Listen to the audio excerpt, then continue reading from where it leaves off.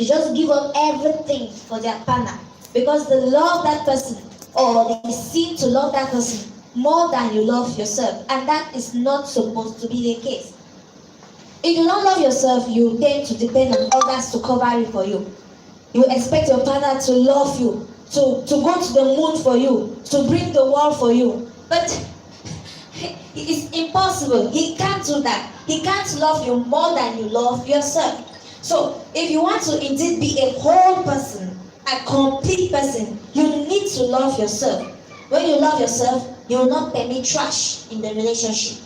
You are going to work on yourself. You will not make unnecessary sacrifices for a relationship. You are not going to give up your whole life just for a relationship that may not end. You are not going to sell yourself cheaply. Dr. Miles Monroe says that if you truly value yourself, you will not sell yourself cheaply. That is it. Loving yourself. I'm not referring to self-centeredness. I'm not referring to selfishness. But I'm referring to a healthy type of love for yourself. Be able to take care of yourself. Have an identity. Believe in what you can do. Then you have self-esteem. Self-esteem refers to the way you regard yourself.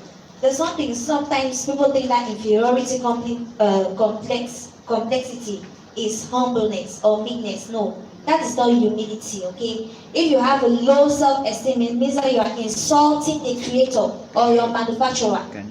You don't believe in what he says that you are. You don't believe in what he says that you can do. You should have a high self-esteem. Whether you are not in a relationship or in a relationship, let your self-esteem be high. If I know that I am a precious pearl, I will not permit anybody to do any type of thing with me. Because I know that I'm someone precious. If I get out of that relationship, he has missed something precious. And when you have high self-esteem, it also determines the way other people look at you. If you are always there shy and saying, oh, this small girl like me, I can do nothing, other people will also see that you are a small person, you can do nothing. But when you have a self-esteem, your presence, people know that this is somebody important. Then the next thing is you are self-motivated. Look, by self-motivation, I mean you do not depend on other people's beliefs or what they're saying concerning you. You depend on what you believe about yourself. There's so many people on this earth. People will always talk. People will try to downgrade you. They are going to tell you that you are from a poor background, so you cannot reach a certain level in life. You are not educated, so you cannot be as rich as this man. But that is not the case of someone who is whole. A whole person is self-motivated. He encourages himself. Even when the odds are against, maybe the economic crisis. For example, you are in Cameroon and they are saying that youth are unemployed in this country, you cannot succeed in this country. But as a whole person, you know that in spite of any economic crisis, I can still succeed. I can make it in spite of my background. No matter what people say, I can make it. Even when you get into a relationship, if you are not self-motivated, you tend to depend on what your partner is saying. For example, your boyfriend says that you have put on weight, you are no longer beautiful, and you just start crying and believing in what he says because you don't believe in yourself. You need to know who you are and believe in that person.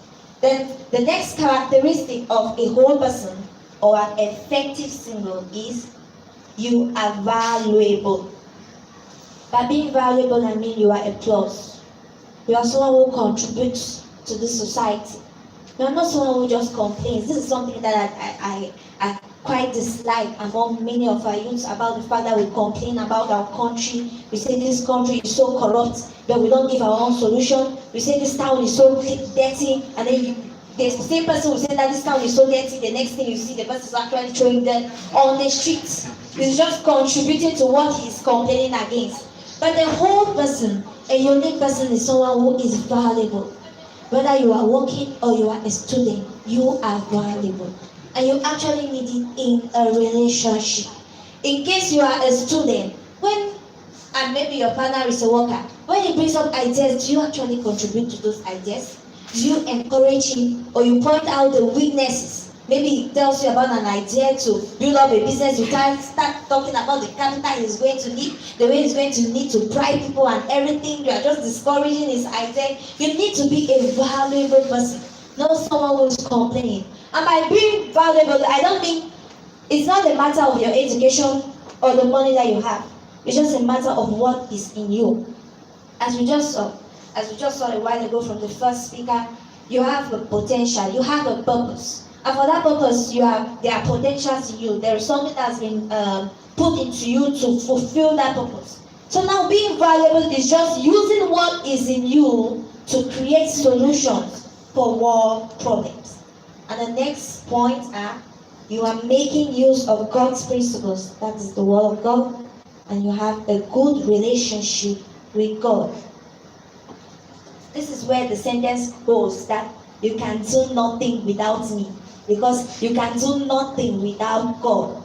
As a tree, if you want to bear fruit, you must be connected to your roots, right? And I guess majority, if not all of us, agree that the manufacturer is God, right? So if you want to indeed be whole, that is complete, unique, and separate, you need to be connected to God. Know what He says concerning you. Know His principles. Know His instructions. That's how sometimes Bishop David Oyedepo usually says that in the kingdom, we fly by instructions, we soar by instructions. Know what He's saying. When He gives you promises, in the book of principles, which is the Bible, when He gives promises, there are conditions to it. Know those conditions and have a good relationship with God. Then the next thing we are looking at is, when are you ready for a relationship, dating? That is, when are you ready to date someone? The first point is when you don't need it. Okay, this is actually a strange point. When you don't need it. A necessity refers to, a need refers to a necessity, right?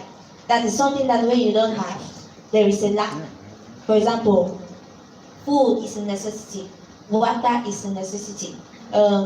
If you don't have water around, you are actually going to lack. But a relationship is not supposed to be a need for you. If a relationship is a need for you, it means that without that partner, you are not whole. Without that partner, you are not unique and you are not separate, which is not supposed to be the case. The times that partner will not be there for you, he might disappoint you. He might even unintentionally break your heart. He may disagree with you. And in such moments, if you need a relationship, then you are not whole at that moment. Meanwhile, a relationship should just be a choice for you. Now, by being a choice, it means that that relationship will be an addition to you. But when you are not in that relationship, it will not be a subtraction. For example, a student that lives beside his university, a car might not be a need. It's just a choice. When the car is not there, he's going to walk a short distance and reach university early. Then when the car is there, he's going to ride the car and reach it fast. But even in the absence of the car, he doesn't necessarily reach late, which means it's not a subtraction. The absence of that relationship is not a subtraction. It is just an addition when it is present. That's the same thing for a relationship. You will only be ready to date someone when it's just a choice for you. It should not be a necessity. Because dating cannot complete you. Dating will not make you unique.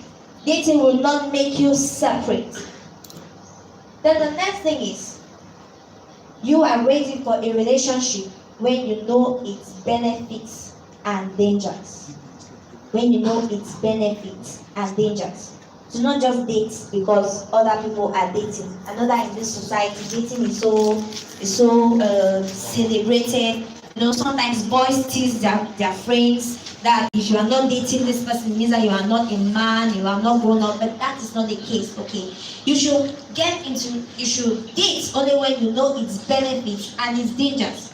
For example, some benefits of dating someone is that you get to know the person more, right? You even get to know about yourself more.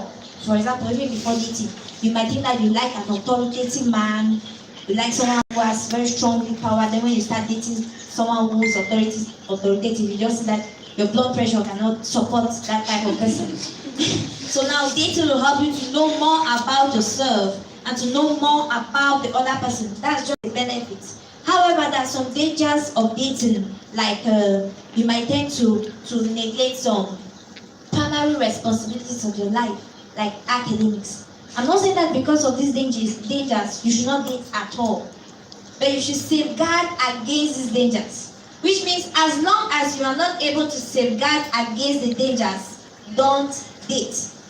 If you know that dating will cause you to be distracted from your academics as a student, don't date at that moment.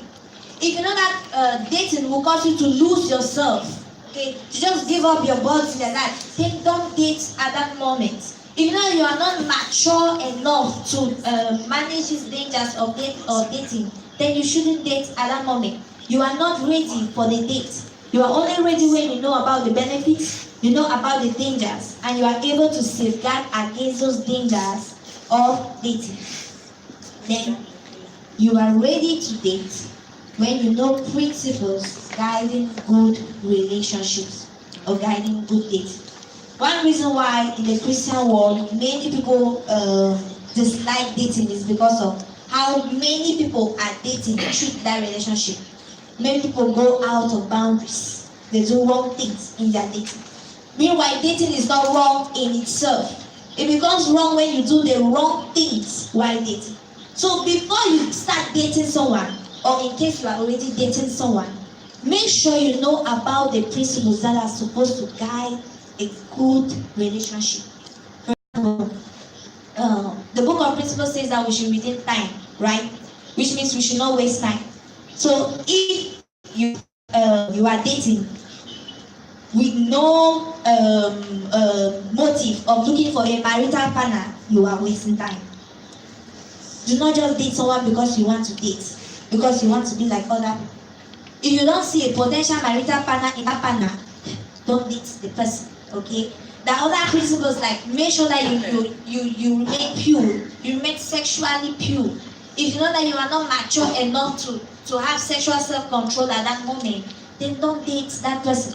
If you know that your other partner does not agree with you to be sexually self-controlled, then do not date that person. You should be aware of the don'ts and the do's in dating before you start dating someone. That's why dating is for the mature. It is not for the naive. Okay? It's not for the naive or the ignorant people. It is for the mature. And then you are ready to date when you have taken the stand to abide by these principles. Yes? Having known the don'ts and the do's, you have to take the stand. If you know that fornication is wrong, then when you start dating, you say no to fornication.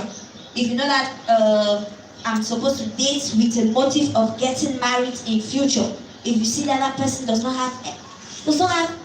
fulfill any condition of being a marital partner to you, then do not waste your time dating that person. You are just wasting your time when you are dating the person.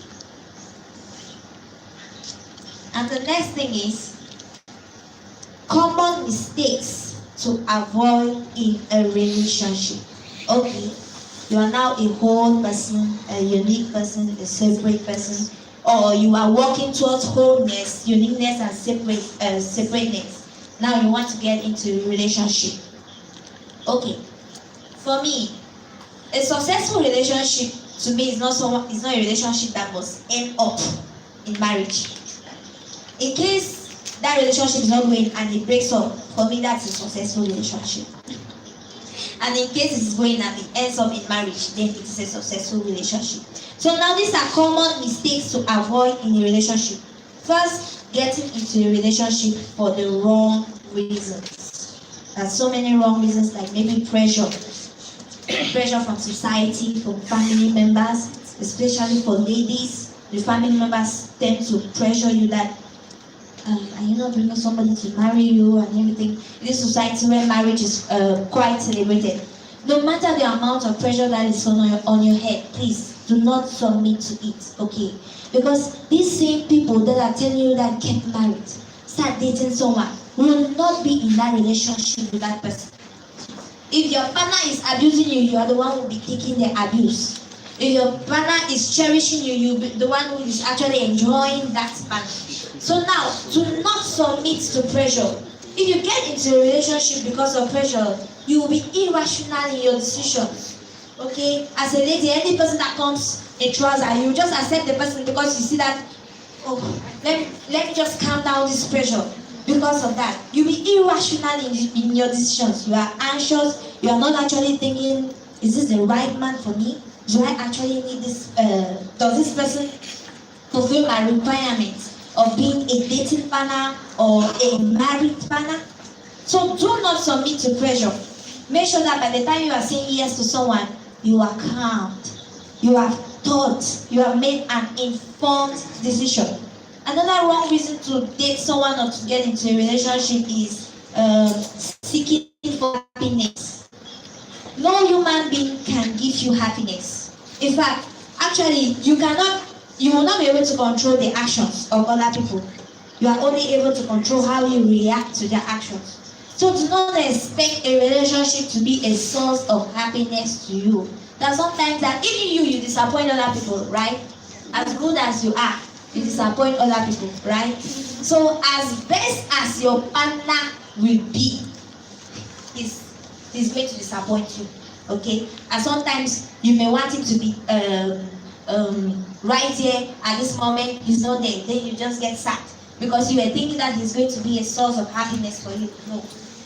In fact, being in a relationship is not the source of happiness. There are many people in the past that we have seen that they were happy while single. A good example I know about is Kathryn Kuhlman. Before she was married, she was making it big in her ministry. Then she got married, and her ministry took a downturn when she got married. It's after she actually separated from her husband that her ministry started rising up again. Which means that marriage was not the source of happiness or fulfillment in her ministry, right? It's the same for a relationship. Do not get into the relationship to be happy because you will be disappointed. If you don't have an expectation, there will be no disappointment. So do not get into a relationship to be happy. The motive of a relationship is just having companionship. That is having someone like you to communicate with, to discuss with, to get close to, not to become happy as a result of that person. Then the next thing is not working in agreement. I put vision compatibility because that's one of the most important aspects of agreement. It does not mean that you should always agree on everything. Type of food you are going to eat, the dress that you are going to wear, the water that you will drink. No, that's not what I mean. The main aspects of working in agreement are spiritual agreement and vision compatibility. By vision compatibility is also related to purpose. Each and every one of us have our different roles to take. If you meet someone as a lady, he is so handsome, he is very educated, he is rich, but he's not going the same direction with you. Do not get hooked up to that person. Do not get into the relationship with that person, okay? And do not make a U-turn for someone. You just change the direction of your whole life. Let me say, you are meant to be a medical doctor. You have a passion to be a medical doctor and you want to work in Africa. Then you are married to an evangelist who will be traveling from country to country. You know that you are not somebody who is actually meant for that life of traveling from country to country. You say, okay, I give up medicine to be in a relationship with this evangelist. Being an evangelist is a nice thing, right? It's a nice vision, but that is not compatible with your own vision. So in a relationship, if you find out that you are already dating someone and you see that you are going on different routes, please, for that relationship to be successful, you have to break up. Okay? So for a relationship to actually end up in marriage, to be successful, you need to work in agreement. First in your vision, then also in spiritual agreement. That's why in the Bible it's actually written that do not be unequally yoked with unbelievers. If you are a Christian, look, our spiritual beliefs determine how we live our lives, right? That's what our spiritual beliefs determine how we live our lives. So if you have fundamental different spiritual beliefs, do not date the person, because there will be religious clashes. Maybe this person is against lies telling. For example, you in your mind you know that lies telling in every situation is wrong, but this other person says no. In some situations, lies telling is acceptable. Then you guys get into a relationship. There will be division. There will be clashes. At certain moments, you may even think of compromising your principles. So you are disappointing yourself and you are disappointing your Creator because of the compromise of your principles. So if you are not compatible in your vision and in your spiritual beliefs, end that relationship.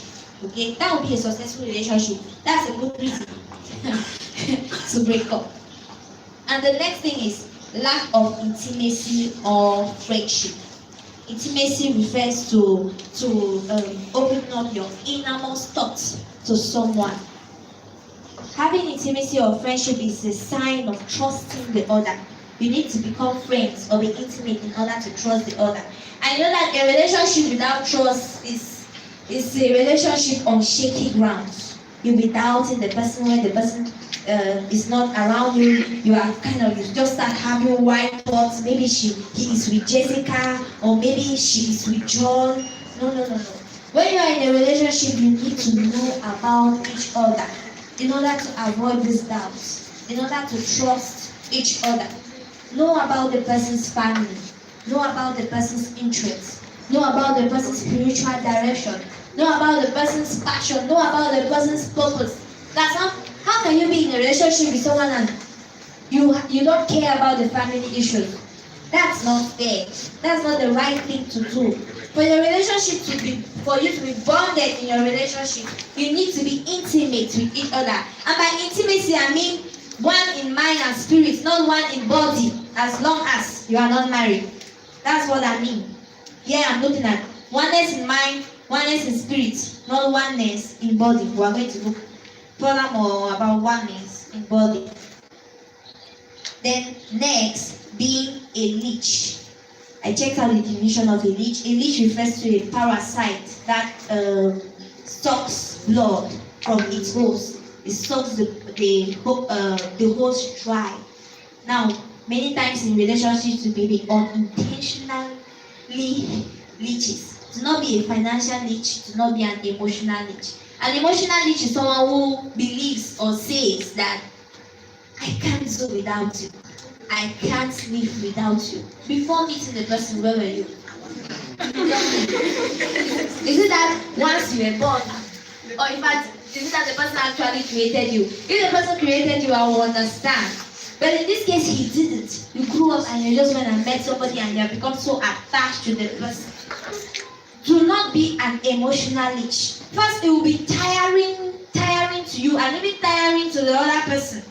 When you depend on him emotionally, I think that the guys here can even admit that. When you have a girlfriend who is so much so attached to you that it seems as if when you are going away, when she sees you with other girls, she feels like choking. That's not supposed to be the case for a successful relationship. If you are an emotional leech, you will not feel whole without the person. When the person is away from you, you feel as if you are lacking something. And then in case the person breaks up, you may commit suicide. That is not the case of a truly whole single person. Also, do not be a financial leech. For everything, you ask your boyfriend for money to do your hair, you ask him to buy pad. You ask money from your boyfriend, no. Even if you are a student, show him that you are a valuable person, a productive person, by bringing good ideas to him, encouraging his good ideas. Okay? You know that your boyfriend or your fiancé earns 200,000 and you ask him to buy a wig for 150,000 for you. That's not fair. That is being a financial leech. You are sucking the hose dry You are sucking your partner dry of his emotions or of his money. That's not the case for a successful relationship. And the next mistake to avoid is not having boundaries. Boundaries determine what is right and wrong within a relationship. Now, your boundaries should not be assumed in a relationship. It's something that you should state once you get into that relationship. Once you get into that relationship, even if both of you are Christians in the same church, maybe your boyfriend is a pastor's son, make it clear. In case your boundary is no sex, make it clear. No sex within that relationship. And I'd like to take out this time to especially encourage young girls here, young ladies here, because they are usually the ladies that actually suffer most. That please, before, as long as your relationship is not marriage, do not allow a man to enter into you when he has not passed through that procedure. No. What if you break up? Do you know one reason why people are shattered when they break up from a relationship? One reason is that they may have already given their bodies to the partner. So after they break up, those memories are just flooding. Just flooding. They say, oh my God, I gave all myself to him.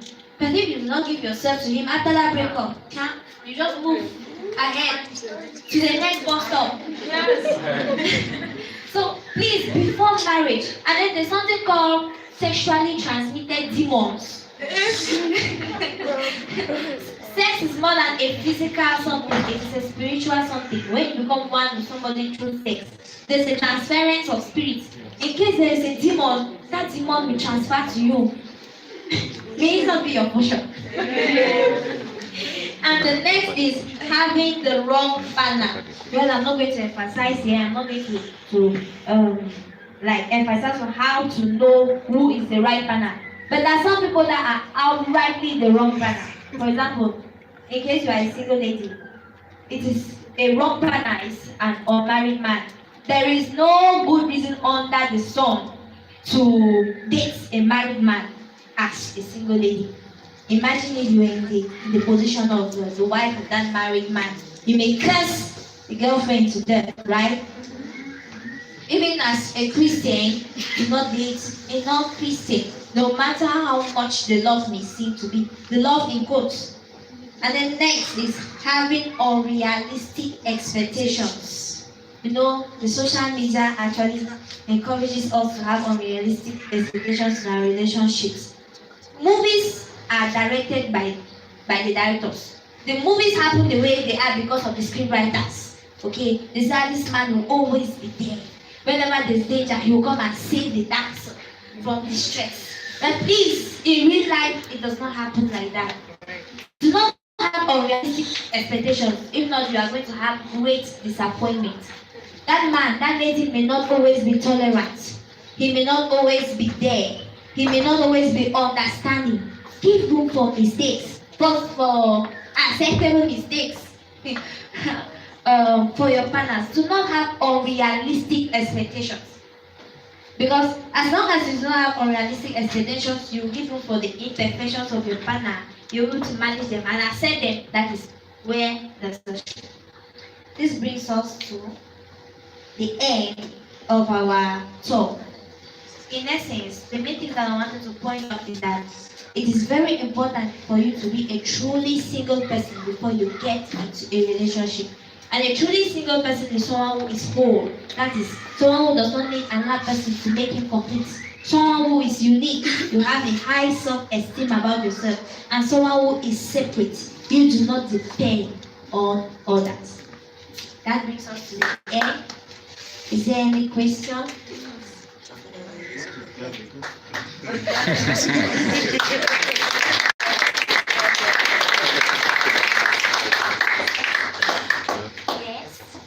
Please, I would like to ask whether there is any age before entering a relationship.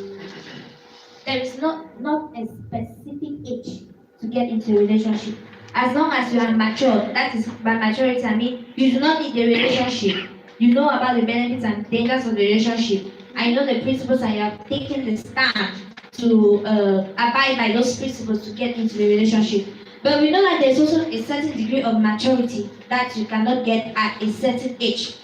For example, nowadays, a 12-year-old girl will hardly be as mature as a 19-year-old girl to start dating someone, right? Meanwhile, there might even be a 23-year-old girl who is immature. So it's not just about age, it's about maturity. If at the age of 18 you are mature enough, then you can start dating. If at the age of 20 you are not yet mature, then don't date. Even if at 40 you are not yet mature, don't date. So it's a matter of maturity and not age. Okay, I have a question. You say it's not a need to be in a relationship. Okay, assume I'm a man, I'm a banker, I can achieve everything, and I really want to have a family. Because it's one of my dreams of having 2 kids. And I need a wife to get married to. Is it not a need to get into a relationship? Now, you have first of all a desire. You have chosen to have children, right? But you know that by biblically speaking, the only right setting to have children is to get married, right?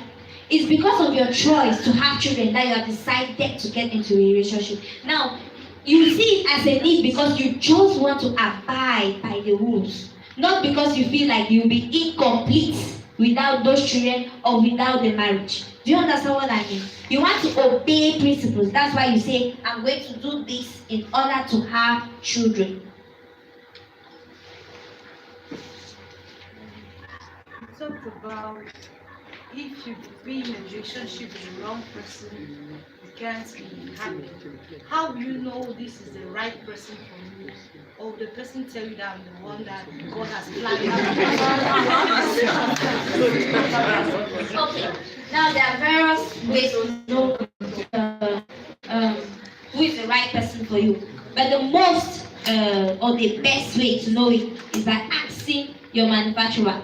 Now, when we say ask your manufacturer, you might think that God will come to you in a dream or in an audible voice and say, this is your husband. No. There are ways in which God speaks. For example, you have peace with this person. The person may be poor, he may be uneducated. But you know that when you are communicating with this person, you have peace. Okay? And then also consider what he says in the word. If the word says that do not be unequally yoked with an unbeliever, then never will your manufacturer tell you to marry an unbeliever, right? And that is in when he is an unbeliever at that moment. So the best option is first go to your manufacturer. You may also have counselors around you. You may have pastors, you may have marriage counselors that can tell you that this guy is not the right person, this girl is not the right person. However, that should not be your ultimate barometer of deciding who is the right person. The ultimate barometer is God. And then consider your purpose. You will not have a partner whose vision is incompatible with your purpose. Okay? So just bring that puzzle together and you will know the right person. God, what other people say, though you should not pay the most importance on what other people say, like your parents, your marriage counselors, or your pastors. Is that okay? Yeah. Yes. Yes, I heard you said we should not be a witch to our partners. What if the girl is maybe having revenues is more she's rich. I'm saying what you said we should not be a witch to financially to our partners. What if in a relation the woman is not, has revenue is more than the guy and she's taking in charge of everything in the house? You mean everything? Yes, when I said everything, the house rent, water bills, partner is enjoying it, but it's okay with that. Does not feel any embarrassment of them, knowing that the girl is always fighting for the life time to be well. So in that situation, how are we going to cope, or the girl will stop it, or you will divide the Divide. That is not, look, my role model for singleness is Adam. Before he had Eve, he was given a job. He had to take care of the garden. That's what is supposed to follow in relationships. I mean, specifically marriage in this case. Now, if the lady is earning more than the man, naturally she will have to also share her resources, because love is giving. She will not keep the money to herself, all the money to herself, and say, this is the man who's supposed to provide. But the man is the provider in the home.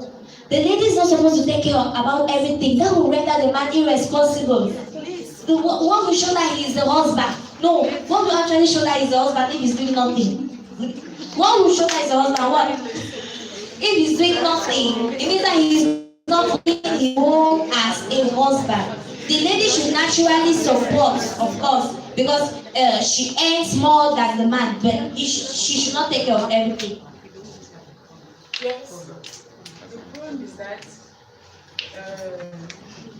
This is the last question. If you have any more questions, please write it down on the paper. And during our workshop, we shall answer the questions. the problem is that he's working, but his salary cannot actually participate in anything, because food now is expensive here in Cameroon. So the woman is just doing that because she knows at that moment that when he has, he will do it, but at that moment, it's impossible. Let me say he earns 10,000 per month, Yes. and she earns 1 million. If he gives her 1,000, what will it cost him? He's giving. He has to show himself as a man by providing, and he provides to the extent that he's able to provide. So he has to contribute in the house. If not, he is a leech. Okay, please, that brings an end to our question session for the moment. If you have any more questions, write them down on the paper and we shall answer them during the workshop. Thank you.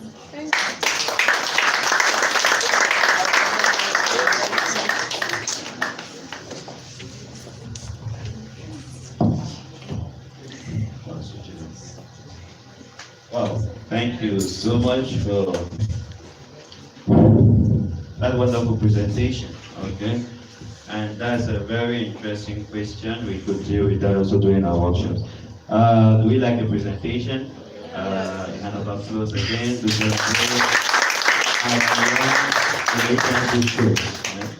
I just have a problem with her presentation.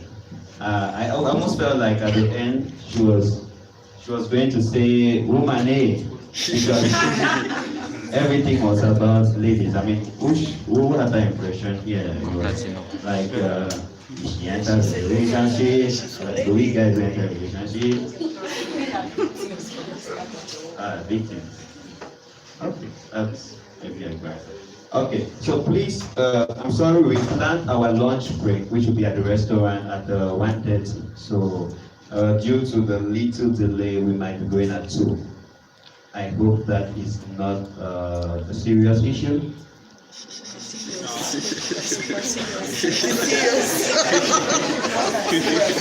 Okay, somebody said like 11 is going to serious issue. Please, you bear with us. Thank you so much. Quickly, that was a relationship. I hope we took on, if you have to just go by one thing, is that you should try to be single. You should develop yourself to be whole, to be independent. You are not walking like a zombie. I just want to be in a relationship. I just want to be in a relationship. Okay? So you are a valuable person. So quickly, third session, and probably. So after this session, just to prepare our minds, we have 2 hours to our break. We will have, this should be about 40 minutes. We'll have a live presentation. The live short. Okay, short presentation by some of our actors here. And then we will have 30 minutes talk which will complete the purpose section that we saw, which will be now potential. So you have an idea of what you're carrying and how to bring it out, which will now conclude with about the 30-minute success, the 12-month success. So we've done purpose, we've done relationship, now we are doing leadership, and potential and success will just come at the end before we go for our lunch break, right? So there we go. Dominion Summit 2018 leadership. So I really have a concern with this topic because it's one of the most serious problem we have in our continent today, Africa, which we have in the world right now. The problem of leadership. John Maxwell says everything rises and falls on leadership. So if you go to a house and then you enter a home and then you see children, the toilet thing down, the back braces up, the chairs are scattered, you already have a questioning the leader of that home, the mom. Okay? If you go somewhere else, everywhere is organized and clean, you're talking about the person who is in charge. So wherever you go and things are not working the way they are supposed to be. And wherever is it clear, please? The sound? Good? It's very clear. If you go somewhere and there is a problem in an environment, then the first question you're asking is, who is in charge? Who is the leader? Okay? So everything rises and falls on leadership. So your life itself rises and falls on your degree of leadership. So we are going to look at in this section a key thing after we look at the means of leadership. What is leadership? Purpose in leadership. So the relationship between purpose and leadership. Who can lead? Leadership and attitude, legacy, and the purpose of leadership. Legacy, the purpose of leadership. Leadership insecurities and maturity, then character in leadership, as I earlier mentioned. So the concern about leadership is that we have a lot of myths concerning leadership.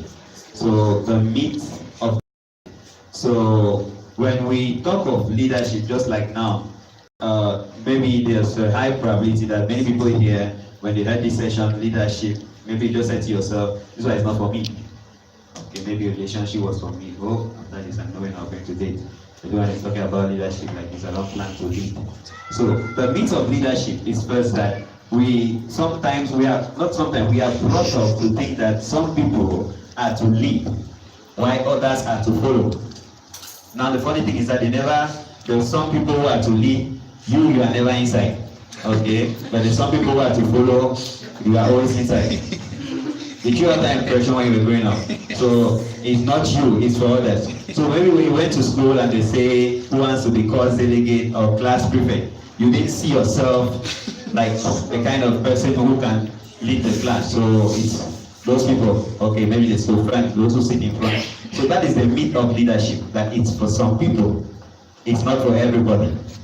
And something that fortifies that myth is what we call an adage or a thought, a concept, a philosophy. And it started in China, a Chinese philosophy proverb that says that he who thinks he leads and has no one following is simply taking a walk. Can you think of that too? The person who thinks that he's leading and when you turn nobody's following you, it means they are simply taking a walk. So they are defining leadership by meaning that you're a leader when you have followers. So we realize that with that conception today, when you want to be a leader, the first thing that's coming to your mind is who is going to follow. And it further reinforces the idea that not everybody can be a leader, because your question is, if everybody is a leader, then who will follow? Okay, that's a myth. So if there are so few people to lead and majority is a follower, why should I even try to be a leader? I should just comfortably be a follower or a successful follower. Like I saw that paradox. The relationship is successful when you break up. Thank you so much for that point. And so that's some of the myths of leadership. And another myth is that some people were born to lead, while others were not. So if you're charismatic, you look handsome, you look beautiful, then you're minister material, president material, you are leader, governor material. Then if you are shy, timid, follow the line and just follow, keep quiet. You see, that is a myth. Okay, but I intend to break that myth now in those 40 minutes that we have. So now, I'll borrow the definition of leadership from my mentor and my father, Dr. Myles Munroe. And he defines leadership as the capacity to influence others through inspiration generated by a passion, motivated by a vision, birthed from a conviction that is produced by a purpose. Now, it's a very long definition because it's more like a description. Because to define something, you must be able to grasp fully the things that are involved in that thing before you define it. You can't just say leadership is to lead. No, ask you now, what is it to lead? So the key thing here, leadership is the capacity to influence. That's right. So many people just say leadership is influence. So if I can influence you into doing something, then I'm a leader. Then I'm leading you. Okay? But what makes that incomplete is that I can influence you to do the wrong thing. Doesn't make me a leader again. I can influence you to strap a bomb on yourself and go bomb some places, knowing that you have 7 virgins waiting for you somewhere. Okay, that's influence. But I'm leading you to destruction, so you can't say I'm a leader. So just saying leadership is influence, though it cannot end there. There must be something deeper. But in essence, leadership is influence. Okay? So you must be influenced by someone to decide to work with them or to decide to follow them. For now. Okay? So now that influence is through inspiration. Like we said, influence is not enough.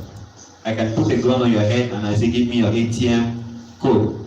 And you give me, I've influenced you, but with a gun, right? Now, leadership itself, true leadership, is true inspiration. So if I can inspire you to give me your ATM PIN code, then I'm a leader. Okay? If I can inspire you to give me your mobile money PIN, we have school fees inside. I've inspired you, notice. Okay? I've not manipulated you. Because what we have today in Africa, in our country, Cameroon, we see manipulation. Okay, so leadership is influencing through inspiration. Now, we take it further, that inspiration has to come from a passion. Okay, I can deceive you to inspire you. You see, when some people come to talk to you about a certain opportunity, if you join this network, this will happen 10 million in one day. So you are really inspired. Okay, but even the person is not anywhere is telling you. You just wanted to bring your money. Understanding Ponzi schemes or some deceptive business ideas outside. So you are actually inspired, but it's not from a genuine passion. So that's where passion comes in. Now, passion comes from vision. That's why they say motivated by a vision. That's the best thing I like about vision, is that it brings motivation. Because if you can already see where you are going, you get excited about going there. Okay? If you can have a vision, you already see yourself becoming what you want to be, thinking of all the shares, all the perks, all the influence, all the enjoyment that comes with it. You have the passion to do something to get there. For example, many people, maybe after A-levels, you may have had a scholarship or seen a scholarship opportunity, but you realize that, hey, the number of points you have is not enough. Okay? Why? Because while you were at A-level, you didn't prepare. You didn't even know you were going to have that kind of scholarship with maybe 20 points. So you just read you normally. I didn't mean you knew that you need 20 points, but you have read the same way. So at that point, you feel like if I had known, maybe I should have read harder. Why? Because meaning when you were reading, you didn't have a vision for that scholarship. So you had no passion to read harder. You're getting that? So that's where passion is coming from vision. So when you see where you're going to, when you see where you want to end, you become passionate about it. So you can now leave food, leave whatever thing may seem like benefit. So you see some people, they have a passion, they have a vision, so they drop school. You think of the great leaders today in the world, Bill Gates, Steve Jobs, leading the technological age or industry. They are the ones who determine how it goes. If they cough, everybody claps. Why? Because they had a vision which made a passion. So they said, no, this school at A plus B is not going to get them there. So the passion can actually cause you to do those kind of things. You realizing that. And now vision is birthed from a conviction of your purpose. So leadership now is going to be very important. Oh, we're looking at this image again. Leadership is going to be very important. Conviction. Leadership is going to be very important to explain conviction and purpose, because some may be here, you may be here, you know your purpose, but you've not done anything about it. Maybe I should act, or maybe I shouldn't act, maybe we don't know. But we know ourselves. There's a chance that there's somebody here, you have a hint towards your purpose, you're maybe known it for a while, but maybe you're scared or you're intimidated because generally your purpose is always overwhelming. God will not take all the time, preach you do a 5 million people race, you conquer 4,999,999 to come and do call box. Call box could be what you're doing now. So you can't tell me you were born to do call box. You are greater than that, right? You understand it? So now, what makes you move from just knowing your purpose to taking action is conviction, like we see there. So your vision now comes from you being convinced of your purpose. Like I said, some people had a purpose, and when they mentioned it, people killed it. It just died back. Why? Because they did not have a conviction. So when that conviction comes, you go to this office, they'll say, no, it cannot happen. You leave, you go to the next. They say, no, you cannot, you go to the next. You don't just fold your arms and go and say, God, you see, you created me to do this. I've gone, they say, it cannot happen in Cameroon. So now you know. So there's no conviction in that situation. So purpose in leadership just illustrates what I've said there. So if you cannot lead, you saw that the definition starts from purpose. You cannot lead if you don't have a purpose, or you don't know your purpose. Because you are leading people, remember, a purpose is what you were born to do, which kind of talks about where your life will end. So you are leading the world, the generation now, people there. Okay, so Bill Gates says he sees in 1980, I see a world where there is a personal computer in every home. So he started leading the world there, and today, that's where we are. You realize that? So that was his purpose. He saw it, and he led people there. So if he didn't have any purpose, you're not leading anywhere, because the word purpose itself is a verb. It means action.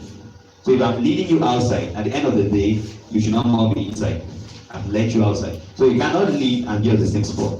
So if you're working somewhere and you're the leader, they maybe use the word manager or something, and you're the leader of that area, it means that by the time you're there and leave, the place should not more be the same. It means you have changed things there. You're taking the place from where it was to somewhere else. Okay, that we are really going there. So that is purpose in leadership. Now the question is, who can lead? Our problem about not believing that we are leaders is more of a historical issue. Okay, when we talk of colonization, we talk of oppression. Okay, so have you ever maybe gone to, okay, probability of that is low, but have you ever had a royal treatment that you felt like maybe I should be having this every day? Has anybody ever experienced that kind of thing? You have a royal treatment, maybe you go to a 5-star hotel and then you see somebody, probably even when you came here, they opened the door for you, you're like, wow, I like this kind of life. Huh? Because when you go back home, you have to open your door yourself. Maybe you didn't put the key, you not go, you call neighbor. You see that? So, who can lead is because oppression makes you believe that you are lower. Okay? That was the objective of the oppressor when they colonized us and they suppressed us. Is that we can think that outside is better than here. That's why we want to fall bush. Because we feel like we can make it more there than here. It's just an oppressive mindset. So when an African, a fellow Cameroonian like you is leading somewhere, you don't expect it. But when they bring a white, everybody adjusts. You see that? Because we have been made to think that we are not the ones to be in charge. That's leadership, simply being in charge. We are not the ones to command. So who can lead? The fact that you were created for a purpose, it means that you were created to lead. A mango seed is created to lead in the mango ministry, or the mango industry, or the mango field. Can a guava be a mango? no matter how he tries, right? So the mango is not stressing. He knows he has been created to lead mango. So he's in charge of mango. Okay? If you can suppress that mango seed into thinking you earn a tomato's high, you will never see the mango's fruits. You see that? So who can lead is everyone who has a purpose. Because every purpose is unique. So you are the leader in your purpose. Do we see that? Does a mango tree need humans coming to shoot the fruit before it's a mango? I'd like you to think of that question. Does a mango seed need people? Is it a mango? Does it become a mango tree now because after school we dodge class and go and climb and harvest the mangoes? Huh? So a mango tree that is in the deepest forest here in Douala, that no human has even ever been there, is not any less. That is producing good fruits every day. Nobody's harvesting, it's falling down, or some monkeys are coming and picking or whatever. It's not any less a mango than the one which is behind your grandparents' house, which before the season even starts, the mangoes are finished. Not to talk about the season coming to end. You understand it? So, meaning that you don't lead because people are around you. You remember that me? He who is leading and turns and nobody's following him, he's just taking a walk. So you don't need people to be a leader. Just the fact that you have a purpose, you becoming your purpose, you're leading. Okay? So the mango is not interested in saying, I'll produce fruit, people should come and gather with stones. So you should know that I'm the highest mango that has people around me. He's just busy producing his fruits. Whether in the highest forest or in town, he's still a mango. You realize that? So who can lead is everyone who has a purpose. So if you have your purpose, you know your purpose, you discover it, you are automatically responsible to lead that area of purpose. So this way, I'll just illustrate it briefly, like this. If you look at the vehicle, the bonnet of the vehicle, okay, and in there you have several components, several parts. Or even like now in this room, there's a chair, there's a projector, there's an air conditioner. Can this chair give you fresh air? No.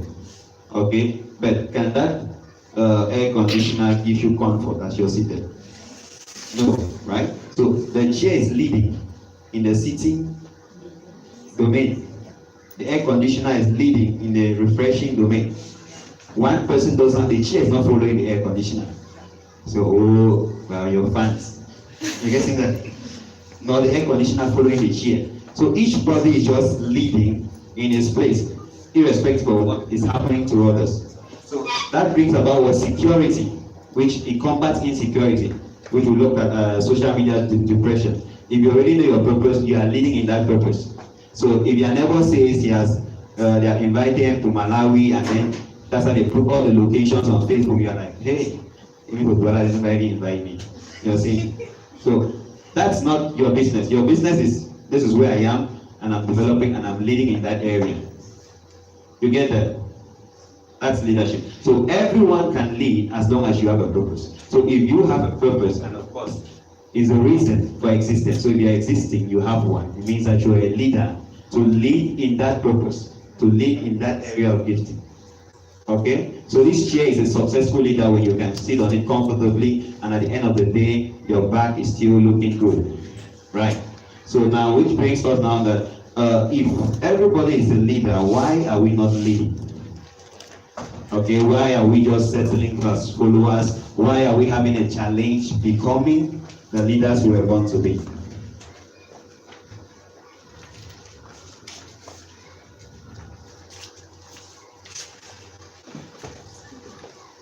So, why you were born to lead, but so far nobody is following you? No, when you're a leader, people may follow you, but the proof that you're a leader is not in the people following you. Like I said, the mango in the forest, nobody is shooting it. It's still a mango, right? The mango in the city, people are shooting it. It's still a mango. No one is any more a mango than the other. That's what I mean say in the forest. The mango and the eucalyptus. You be climbing eucalyptus tree to look for. It doesn't produce fruit, right? but you will climb the mango. So you can see now not feel like I'm lesser a tree than the mango. No. So people may follow you as a leader, but your test of your leadership is not in people following you. You realize that? So why then don't we lead is an issue of attitude. Our logo, our concept is about attitude, leadership.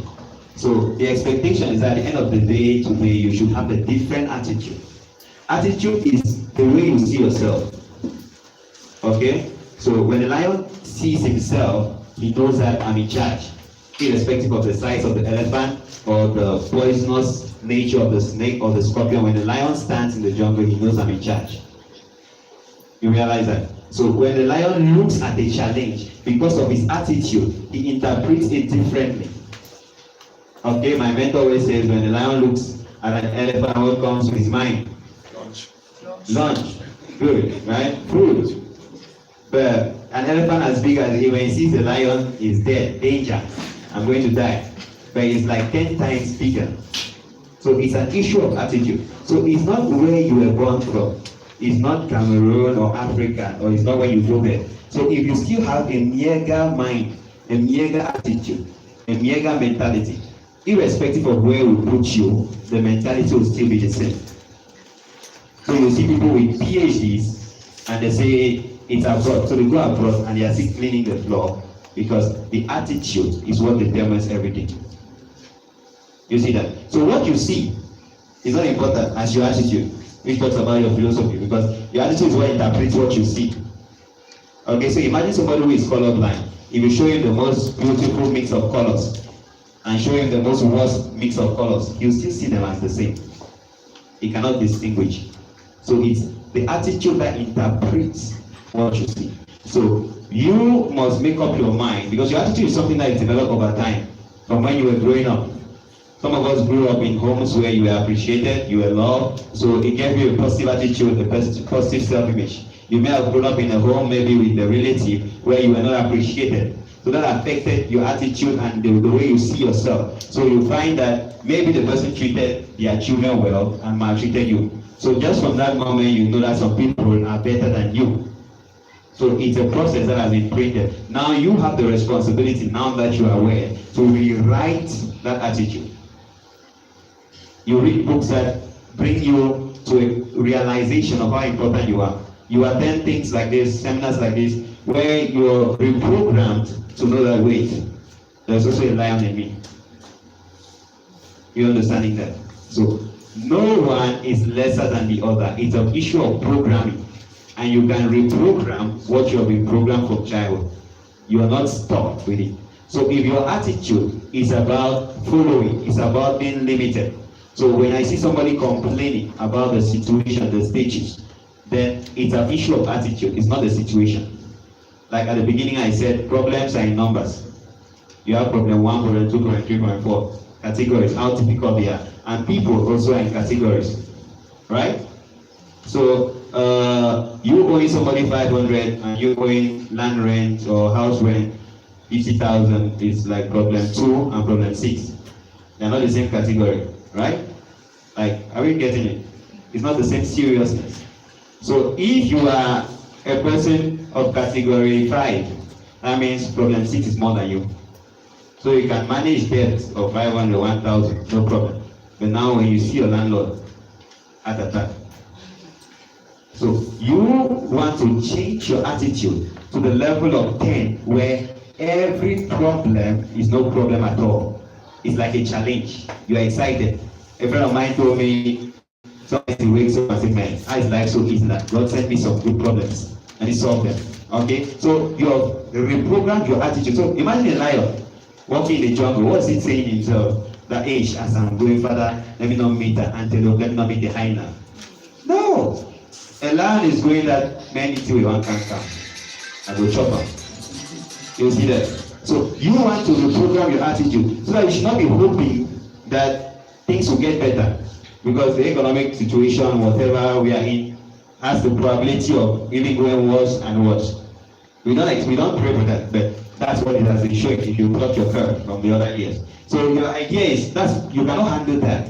but you can handle your attitude. So work on your attitude. Leave the economy, leave the situation, leave the person in power or the person not in power, and develop yourself. And irrespective of the situation you meet, you're going to grind as if it's nothing. You get that? Right? So it's your attitude. It's an attitude problem. Now, legacy, the purpose of leadership. When you have the wrong attitude, like we have right now, before we talk of legacy in Africa, mostly, is that we compare. Like I told us in purpose not to compare. So the moment when you enter this room and it's hot, okay, and you're from outside with much heat, where do you run to if the air conditioner is on? Do you stand at the door or run towards refreshing? Say it was a fan, you run towards the fan for refreshing. So the moment now the chair sees that everybody who is entering is running to the fan, he gets jealous of the fan. You see that? So his plan is to disconnect the fan. So when you put it on, you will not come on. Or to spoil the fan. Right? But if you put a chair to do what the fan is doing, will the chair be able to do it? No. Right? So legacy, the purpose of leadership, like you can see, these are people independent, is that once you're a leader, your goal of leadership is to produce other leaders. So if you develop your attitude to know that your purpose is unique, you cannot be replaced. Okay, you will not feel insecure when another person is manifesting their leadership. Okay, so tomato is not designed to 3 meters. So you will not feel inferior when it's planted by a guava tree. You realize that it just knows that I'm in my field, I perform in my field, irrespective of what happens around me. The day tomato gets jealous now and is trying to suppress guava, somebody is going to die. Okay, some fruit is going to die. We're talking about fruit. Are we together? So the problem in Africa is we compare ourselves, and when a neighbor is trying to look like rising above us, I say look like, because people are not going the same path. Your purpose is different. We now start seeing how we can bring them down. And the issue is to keep somebody down, you must be down also. Right? So you want to develop your leadership to be unique and to know that irrespective of what other people are becoming, you are also becoming what you were created to become. And that's what it's talking about, legacy. So you're not saying you are a leader, so that at the end, when you leave, the place scatter. And you say, you see, when I'm not daily, then you walk. That's it's a poor leadership. Your legacy is that once you're there, everybody should function the way they are supposed to function. The person who put this room in order was an effective leader in that now the chair is functioning the way it's supposed to function, the conditioner is functioning the way it's supposed to function, the projector, everything is in its place. Right? Nothing is now disorderly because he's not. So your legacy as a leader, I have the impression that that word leader is just flying over many people's heads. Okay, what word should I use? Your legacy as a leader. Your legacy as a leader. Wherever you are, okay, even as your mother's son or mother's daughter, if you're working somewhere, you are leading. I don't want us to see leading like you're posted. Okay? Leadership is not position. Leadership, like I said, it's you developing your purpose and becoming. So you are leading in your purpose. That's why everybody, can be a leader. Right? Yeah. So your legacy now as a leader is that as you're leading, those around you also can lead in their area of purpose. So that by the time you are not there, things are still functioning. By the time you're not there, there is somebody to even do it better. So you don't feel insecure when maybe what you were doing, another person is doing it better than you. So we have the most challenging issue of leadership in Africa, talking of presidents. Let me touch on because I could be privileged to be talking to a future president here. Okay? So we have the idea that if I develop somebody too much to usurp power, we'll be done. But your idea is no, as I'm president now, I should not leave the country without having trained a legacy who will even do it better than me. Okay? So you are maybe somewhere presenting, Like now you can organize something like this, and then another speaker come and speaks, and the people hammer more than you. When you come up, you just look at the person, you know, as the last time you're speaking again. Why? Because you're feeling insecure. Why? Because you don't understand that you have a legacy as a leader to bring out the leader in everyone else. Because if you're normally functioning, everything else will just function. You will not have to stress. Okay? And that is precisely insecurities in leadership. So basically, you live from here, you find yourself in a position to lead every day. Even in a taxi, two people are arguing. At that point, you are in your purpose, you carry it everywhere. So you're a leader. You have to sort it out. Okay? So your neighbors are fighting. Things are happening in your city. At the right there in your city, you are a leader. It's not when they give you a title like city president. They say, oh, no, yeah. You are a leader, title or without title. So now, if you have those insecurities because you don't know your purpose, notice what I want you to focus here is to know why those insecurities are there. Because we all have those insecurities because of our environment while we are growing up. It's your responsibility to gradually, consciously, as you're realizing this, heal those insecurities. Be comfortable and be happy when other leaders around you are developing themselves to become better. So you should be happy to say, wow, I trained that person, I taught her how to sing, she sings better than me. Okay? Not that you teach somebody how to sing, and in the moment you climb and present better than you, it's a serious problem. So your legacy as a leader is that you have functioned well in that you have produced, replicated yourself better than yourself even. You realize that? So can you imagine that kind of leadership and how our nation, our continent, and the world will look like? Where your goal as a leader is to produce more leaders who are even better than yourself. Not that your goal as a leader is to suppress and to oppress all those around you. That's insecurity. You're not mature. So you feel like people being themselves, they are automatically destroying. So as I conclude, if you notice, I've just worked on one line on leadership because it's not something to be shooted in 40 minutes. But you'll be able to inspire people if you know your purpose and you're working in it. Because people are excited. Most people, 90% of the world or most or more, they don't know their purpose. So they are excited when they see somebody who knows their purpose. Napoleon Hill says the world will always give room to people who seem to know where they are going. You realize maybe they are saying, oh, because everybody is shy. Then somebody just gets up. You are looking at, he knows, he knows where. So you already have a reverence for that person because the person seems to know where he's going. Notice I said seems. He not necessarily knows. So the world always gives room to people who seem to know where they are going. That's what happened with Hitler. Hitler came up and said, I can lead us out of the crisis. Say, wow, all of us we are afraid that this thing is too much. He seems to know. We give him the power. You see, and it was a catastrophe. So the world gives to people who seem to know where they are going. So you just knowing your purpose and developing it, you automatically become a leader. You'll be surprised that doing that, you'll just enter somewhere and they need somebody to take charge, you'll just call you. Because they are admiring the way you are in charge of your own life. Not because you're looking for followers. You're just being you and being in charge of yourself. Right?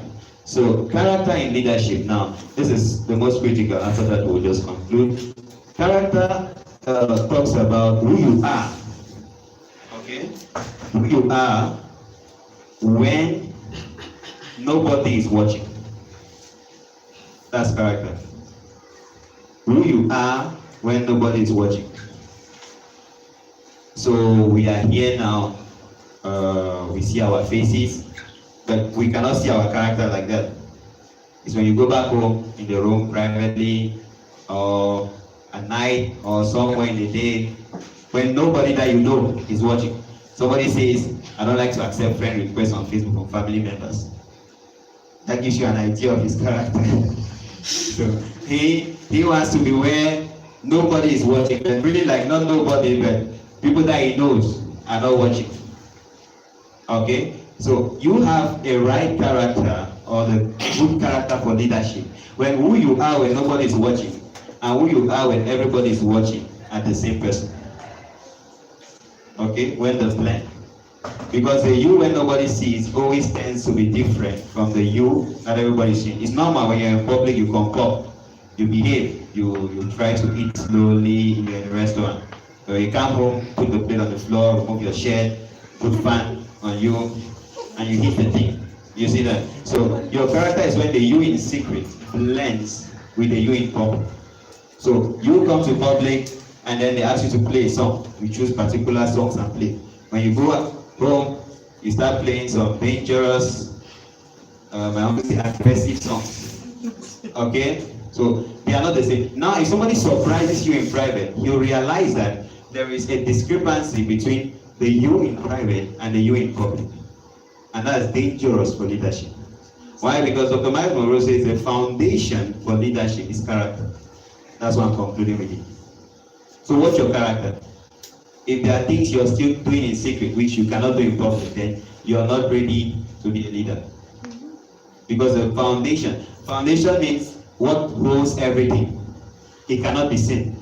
We cannot see the foundation of this building. Okay? But it's the most important part of this building that we can sit here and we are safe. So it's your character that protects your leadership.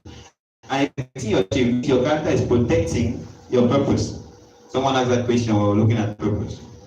Right? Your character, when she asks if your character can stop you from fulfilling your, can be a pollutant.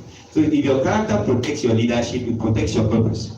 So if you're following this leader, you know this person is always good, he's kind, and then now you surprise him one day maltreating somebody. Your perception of that person changes completely.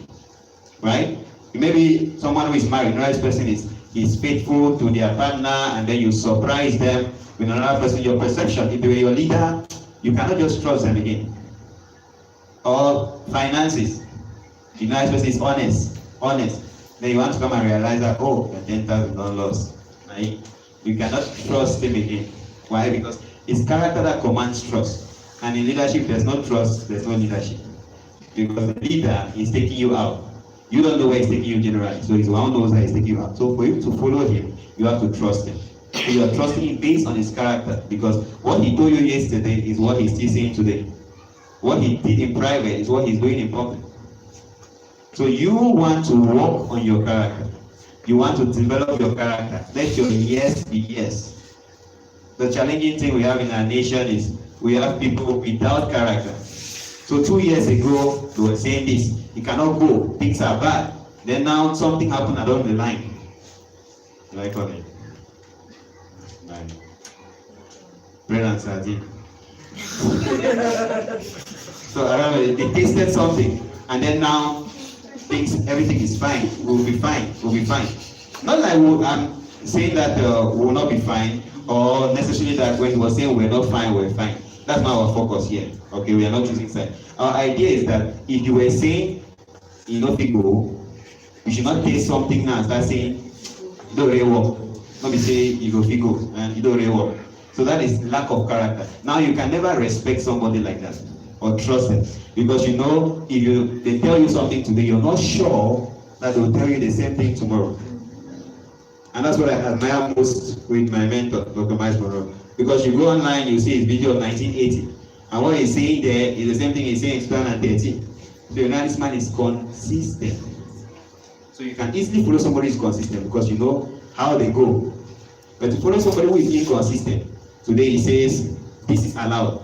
Tomorrow he says it's not allowed. After tomorrow he says it's allowed, but after tomorrow he says it's not allowed because.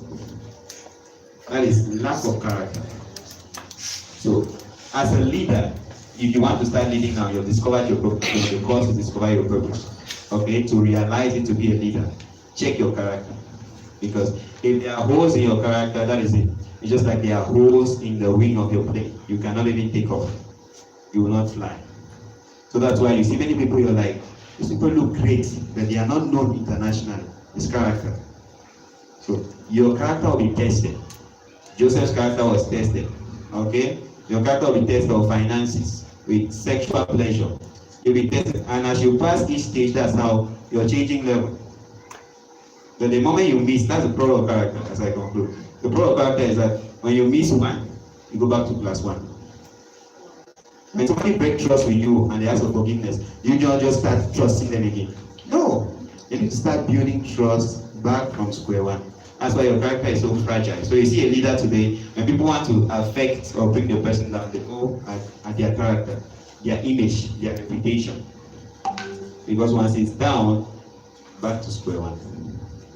So, in conclusion, you were born a leader. And you are a leader right now, not because people are following you or not. Because you have a purpose, you are unique, you fit in somewhere specific. So you don't need other people to be a leader. By yourself, you are a leader. In you, you are a leader. It's your responsibility now to develop the leader in you. Okay, that could be for another conference. Excuse me. Developing the leader in you. Passion, communication skills, people and management. But the idea is that you have to develop the leader in you. Okay, so that you can effectively fulfill your purpose. Because if you're not leading in your purpose, then you're not going to fulfill it. At best, you'll be a local champion. But I know, as you're living here and discovering your purpose, I'll so be proud to say, wow, I was privileged. Look at that person on TV. I hosted them at the Dominion Summit. So that is leadership. Thank you.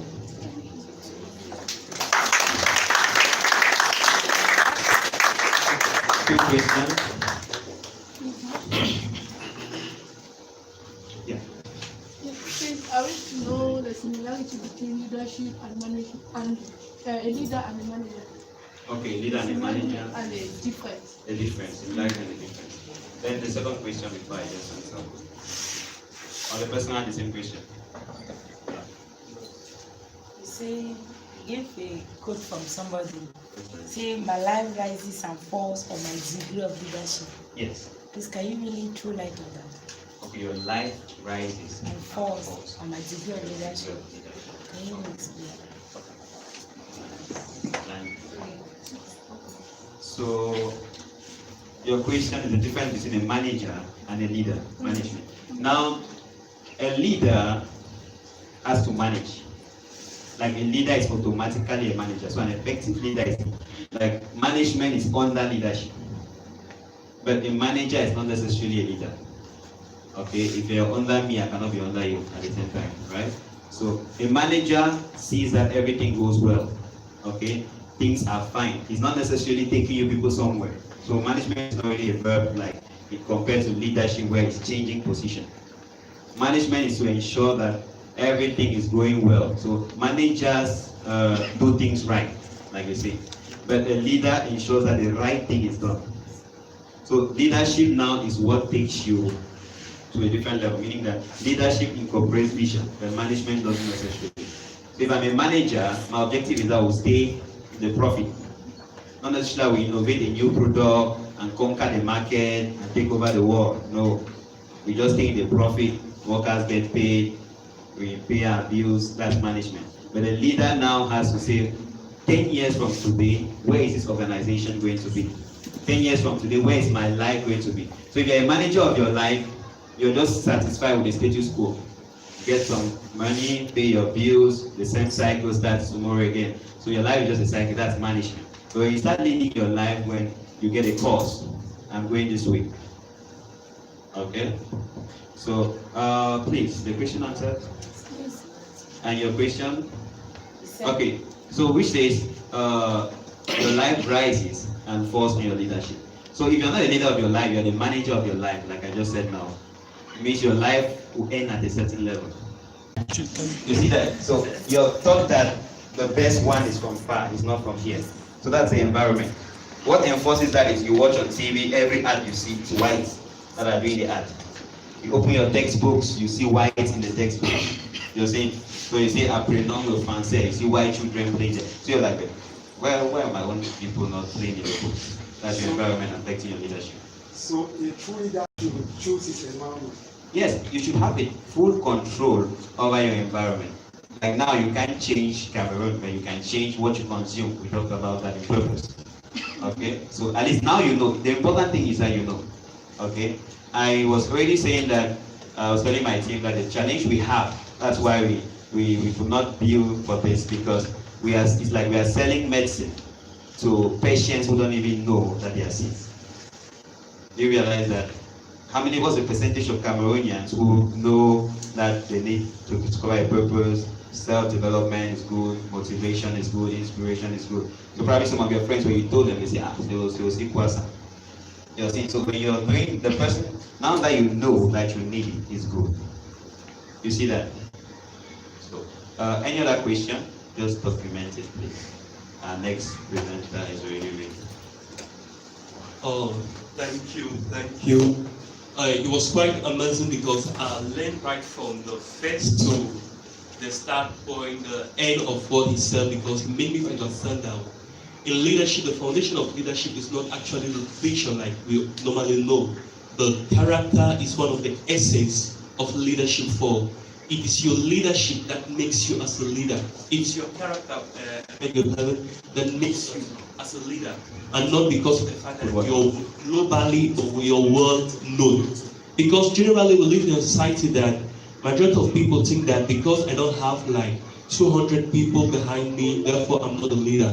I bet you, even a parent, you are a leader over the household that you contain. It's just a matter of mindset for us to know our various responsibility and to know the value that it needs to be placed in our character. Because the same way we can take 10 years to build our character for leadership is the same way just one error can make our leadership to crumble just overnight because of character failure. So it's very promotive for us to work on our character.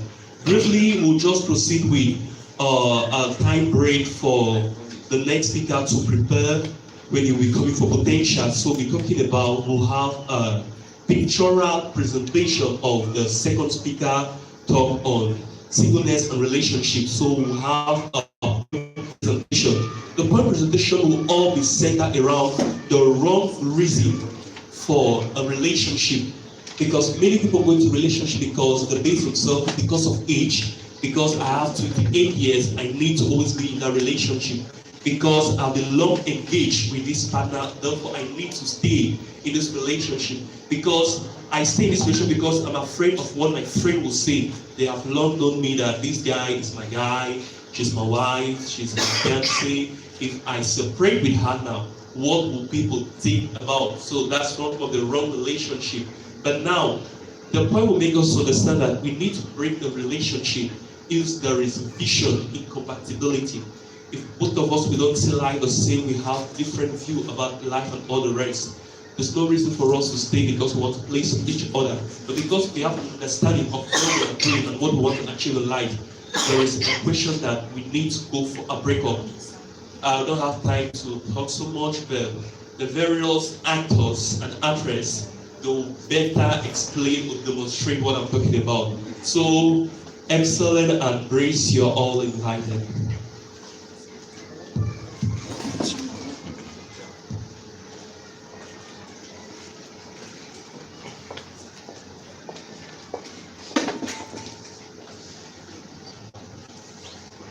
And along this path, I would like to be apart. To roll our own memories, that let them be. And the farewell writing, away, it will be a bright day. Bye bye, goodbye. Bye bye, goodbye. Bye bye, goodbye. Bye bye, goodbye. Say no more. I can't live without you. I can't. Please let me stay with you. And when should we stay? Many years when I ring on my finger.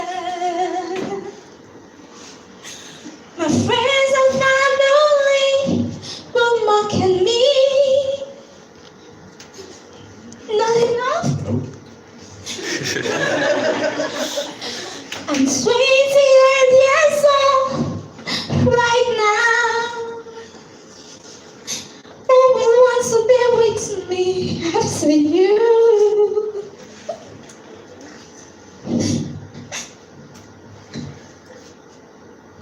these years we're in the race are far shorter than the rest of our lives. Praises from friends won't bring praises from each other. We are too young to be suffering for our own life. You are a precious metal, with or without a side of meat. Okay. Listen, my reasons are not good enough. Why should we break up now? When two do not agree, they can't stay together. We've got two different rules. My visions does not blend with yours. And I can modify my vision for you. I'll give up my whole career for you. Will you really be satisfied with this sacrifice? You won't be you. Don't spend your whole life pretending. Don't make a U-turn just for me.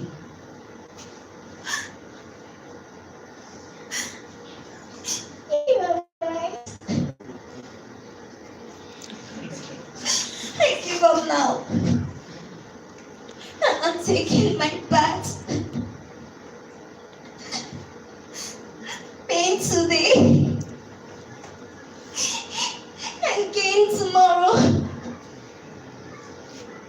So bye, bye, goodbye.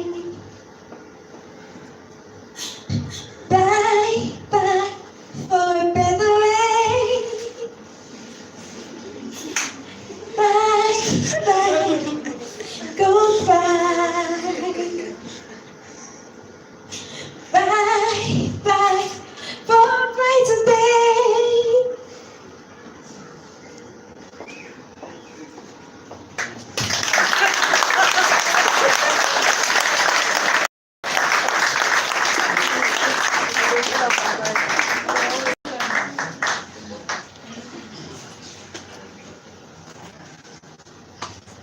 Okay. Wow. Please another hand of applause. I guess just hold this picture of what she just showed us during her presentation. Though it kind of contradicted the fact that she was the one saying it, yeah? Okay, but that was very great. So quickly right now, please, we are going to receive third presenter, and she's going to be talking on potential. Or talking on the fourth presentation. And he is a young and dynamic doctor. I heard that today's high praise, right? So, and so he's the muscles of the organization, not just in size, but in brain power. So he's an able doctor. So please pay full attention, because before you want to realize that he has come, you would have already gone. So don't even blink your eyes, so that you can discover the potentials hiding in you. Please, a hand of applause.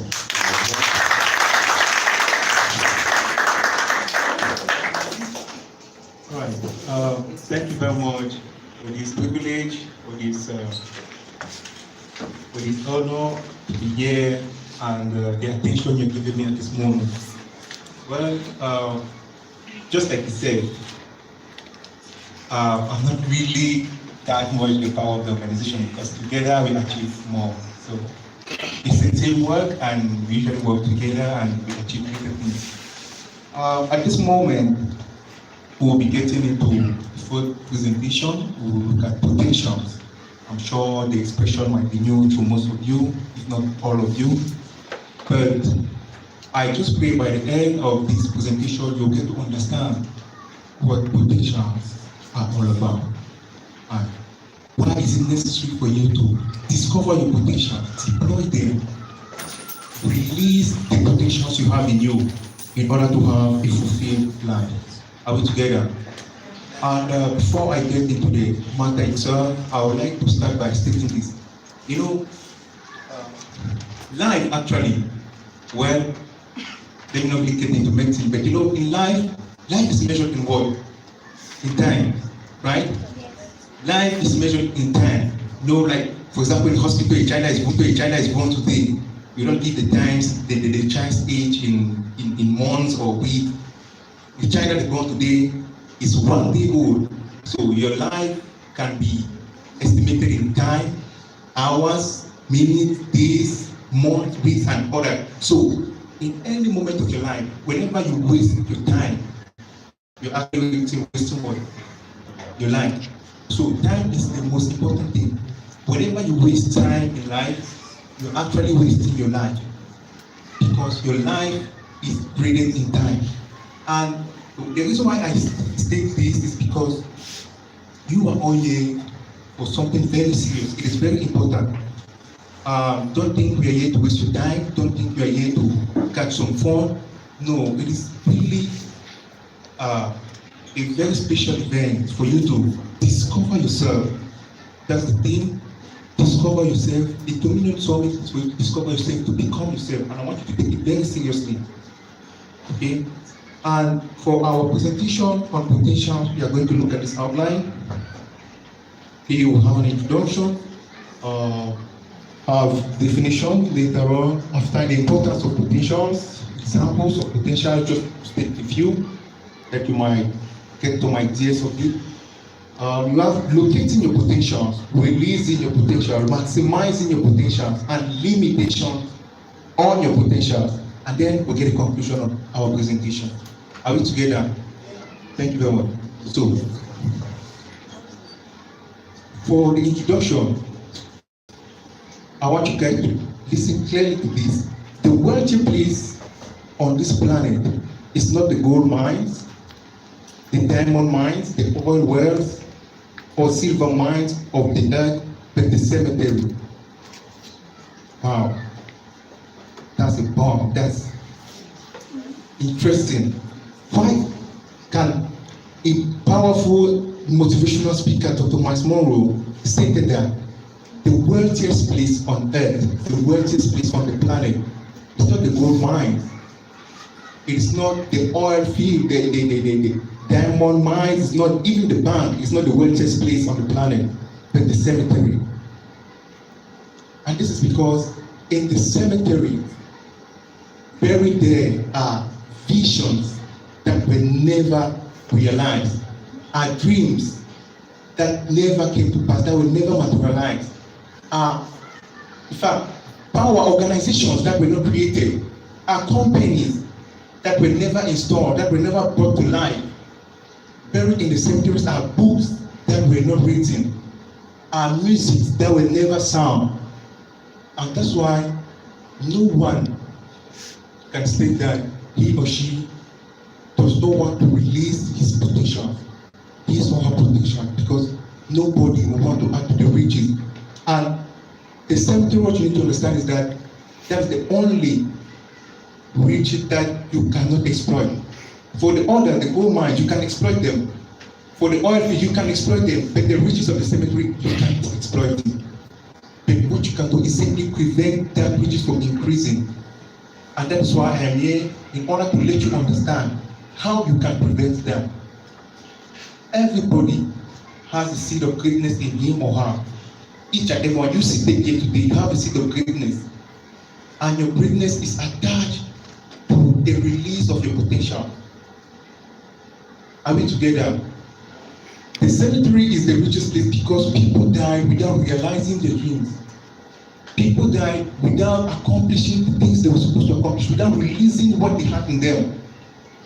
People die without, they had a lot of vision, they had a lot of plans, they had so many things to create, they had so many designs, they had so many companies, they had a lot of business plans in their mind, that they ended up dying without accomplishing them. And that's why really in the cemetery are riches that were never exploited. And how do you call all these riches, all this wealth that was never exploited? It is what we call potential. Are we together? Potential. And to get into the definition of it, potential actually is unused energy. Unused energy. It is an untapped ability, unexploited capacity. Your potential is anything you can do that you haven't done yet. Your potential is anything you can become or you could achieve that you haven't achieved yet. Your potential is all you can do that that you haven't done. And that's why potential is very necessary. Discovering them, maximizing them, releasing them, deploying them, like I was saying, it is very important. And there you can see an image of an energy, like somebody that has like an energy tank in the person, within the person. I realize that he has used just a little portion of it, and there's still a greater part still unused. And that's what your potential is all about. In other words, your potential is not what you have achieved, but what you can still do. Your potential is not what you've done in the past. And by the way, your last achievement, your last success is the first obstacle to your potential. When you stay satisfied with what you've done in the past, what you've achieved already, it will prevent you from looking further for what you can still do. I hope you're following. Yes, we look at unused energy, unused power, ability, talents that has not been tapped already, skills that have not been exploited.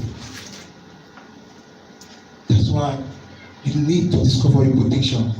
And as you can see, this guy normally is supposed to fully exploit them, and is still halfway, if I'm not even up to half of what he can do. And that's how we all are here. As long as you're still alive, you have something that you can still do. There's still something that you can achieve, that you can still release out. You have that capacity, you have that energy, you have the strength. You have them in you. And by the way, your future is not ahead of you. Your future is already within you. You have everything in you already. You have everything. You are the one to create what you are supposed to do. It's not when you wake up tomorrow and you say, oh, what am I supposed to do today? You already have everything in you. How you're going to plan everything. But you are the one to release them. Are we together? And before we go into other things, in particular issues, I would like you to ask yourself the following questions. Have you become, and I want you to put it for yourself, have you become all you are capable of? Just look at your life. Look at how far you've gone. Look at what you've achieved. Have you become all you are capable of? Is that all you can do? Being a secretary in an office, is that all you're doing? Being maybe the manager of a store, or is that all you can do? Have you extended yourself to the maximum? Have you stretched yourself well enough? Have you been able to go to the extent of your capacity? Have you done that already? Have you done the best you can do? Just ask yourself this one. Is that all you can do? And that's why usually in class, for example, you have students with different grades, and the moment you see somebody that has a grade better than you, you ask yourself, how come I can't achieve the same thing? It's like, I've not been able to do the best of myself. So, because somebody has been able to achieve that, somebody has been able to have, let's say, 19 on 20 or 20 on 20, you come in with 10, you feel like, I can do more, I can do better. If somebody else can do it, just because, is that all you are, is that your best? Somebody with 10 on 20 will look at, is that my best? No, I can still do better. The fact that they are grading on 20 means I can still go beyond 10, I can go up to 20. Look at your life. Have you done the best of all you can do? It's a serious question to ask yourself. And the next one, have you used all the gifts and talents? Give talents, abilities to your limit. Because your potentials are actually the skills, the talent you have, the gifts you have, the natural qualities you have.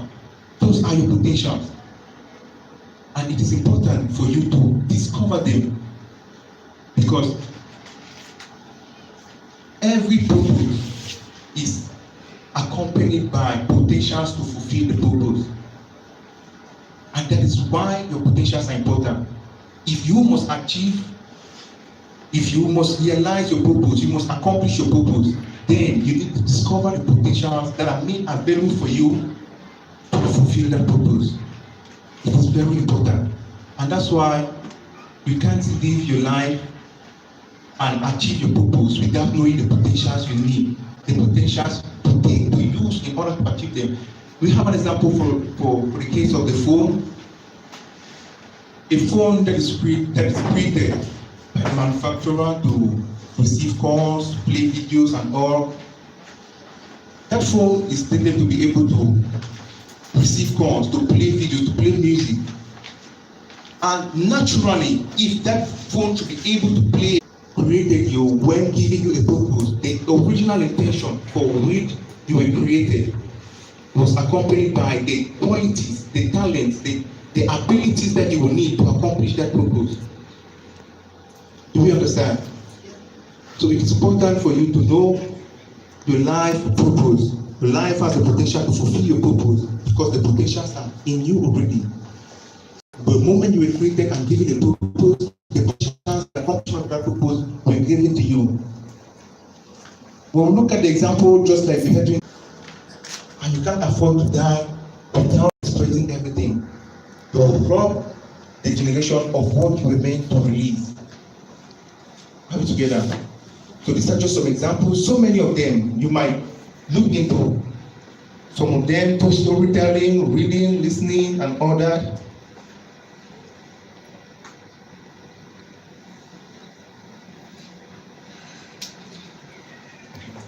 So those are just some examples. So many of them are, you can get them in books. When you read books, you can get so many other things. Maybe on the internet, you can see so many other of these talents. Some of them are born, some people are born with them, some others learn them. Some are born, and they can be a combination of both. You can be a good writer, you can have the talent of writing, but you all learn how to write. Do you understand what I mean? But he has that talent. He was born with that ability for with a good writing, with a good handwriting, with good way of presenting things. And that's why you have that natural ability. But if you don't know how to deploy it, it will remain within you. And your greatness in life is attached to the deployment of your potentials. If you must be great in life, it is because you have been able to use your potentials in the right way. Everybody has that seed of greatness in him or her. Everybody. Because you have potential. You have something that can be useful for humanity. You have something that people can exploit. You have something that people are in need of in the world. And because of that, people will have to look for you. And that's how you become great. When you use your potentials in the right way.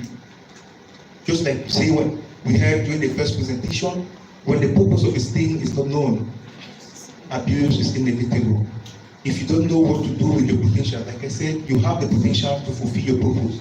If you don't know what to do with, if you don't know your purpose, then you will misuse your potential. And it's important to use them in the right way. Now, how do you locate your potentials? Locating your potential, that's the next thing we're going to look at.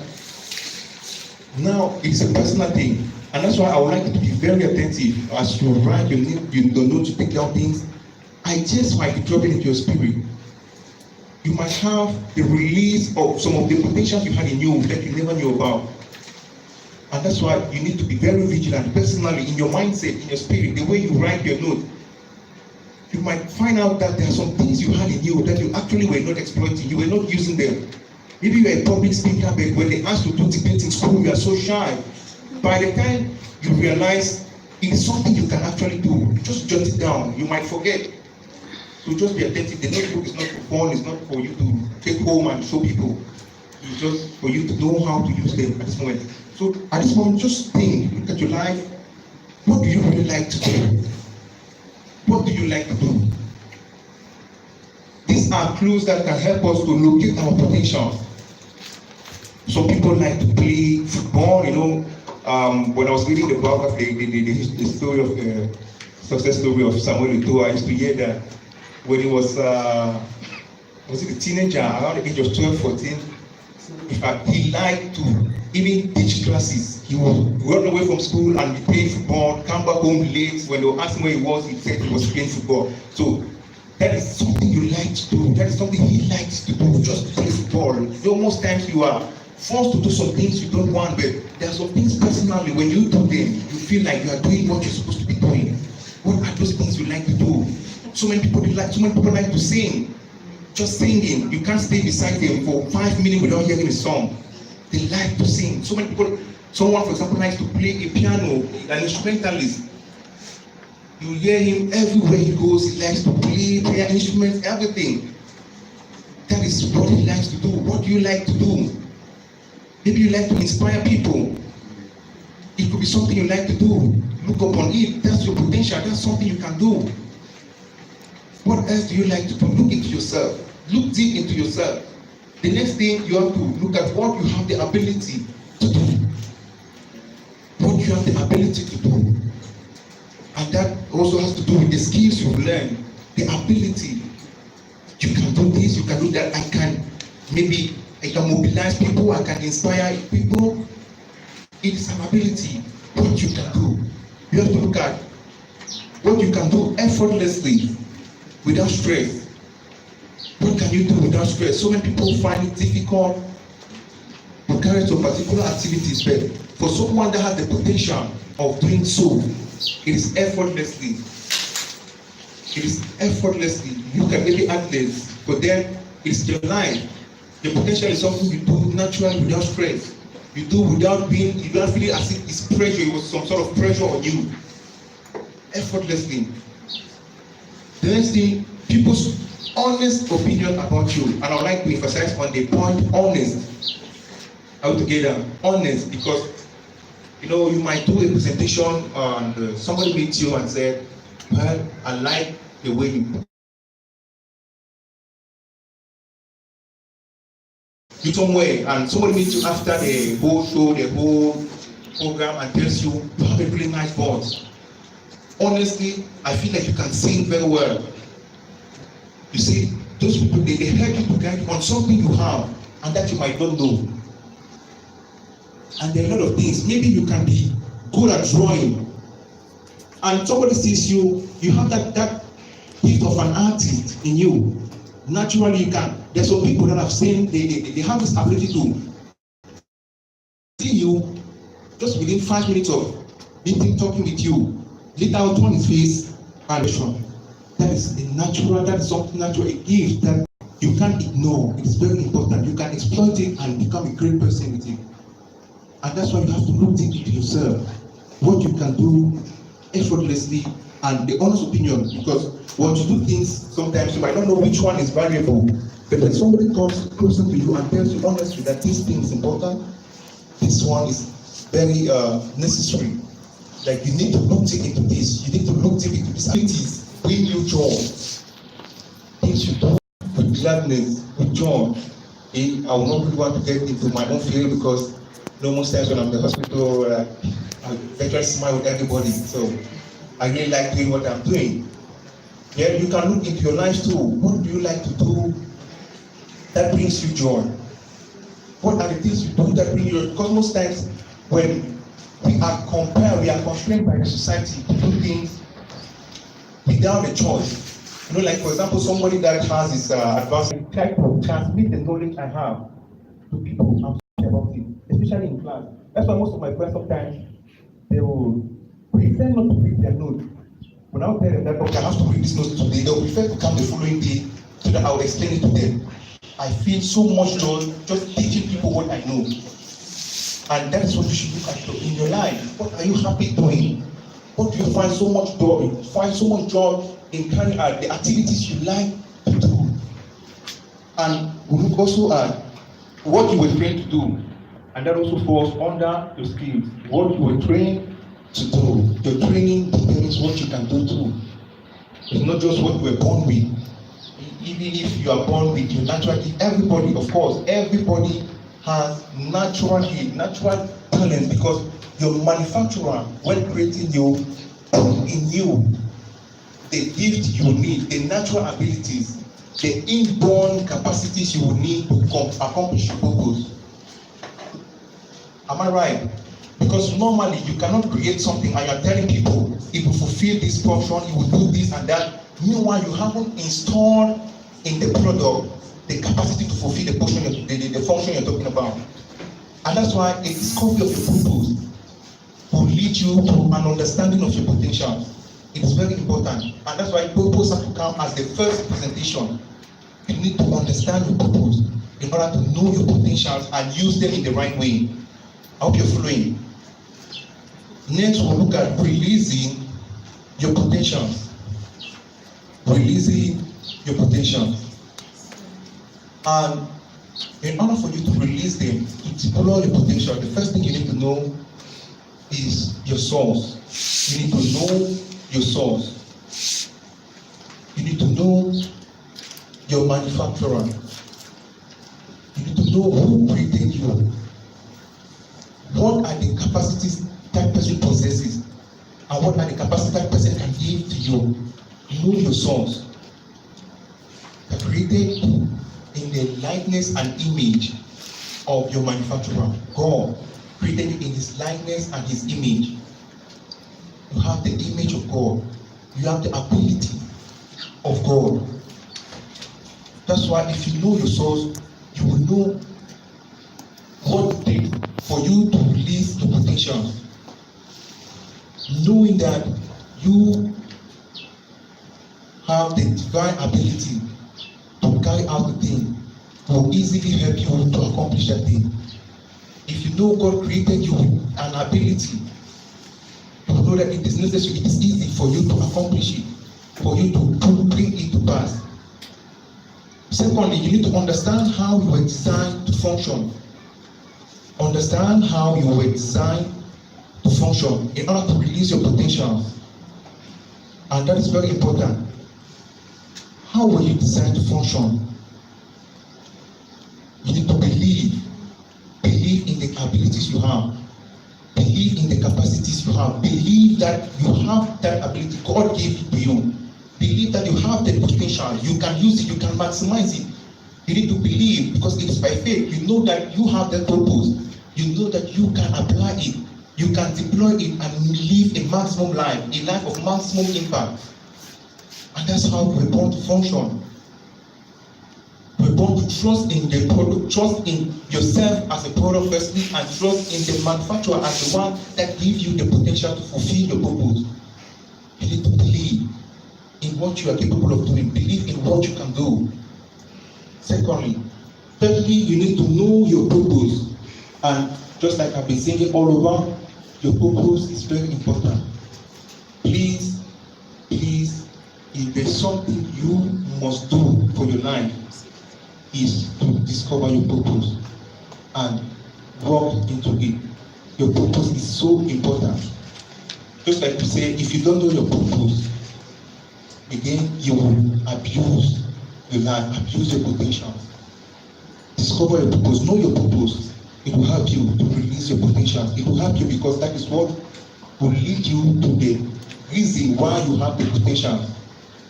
Without going much into it, because we've already spoken about it over and over again, you need to understand your resources in order to release your potential. Understand your resources. What do you have available for you to release your potential?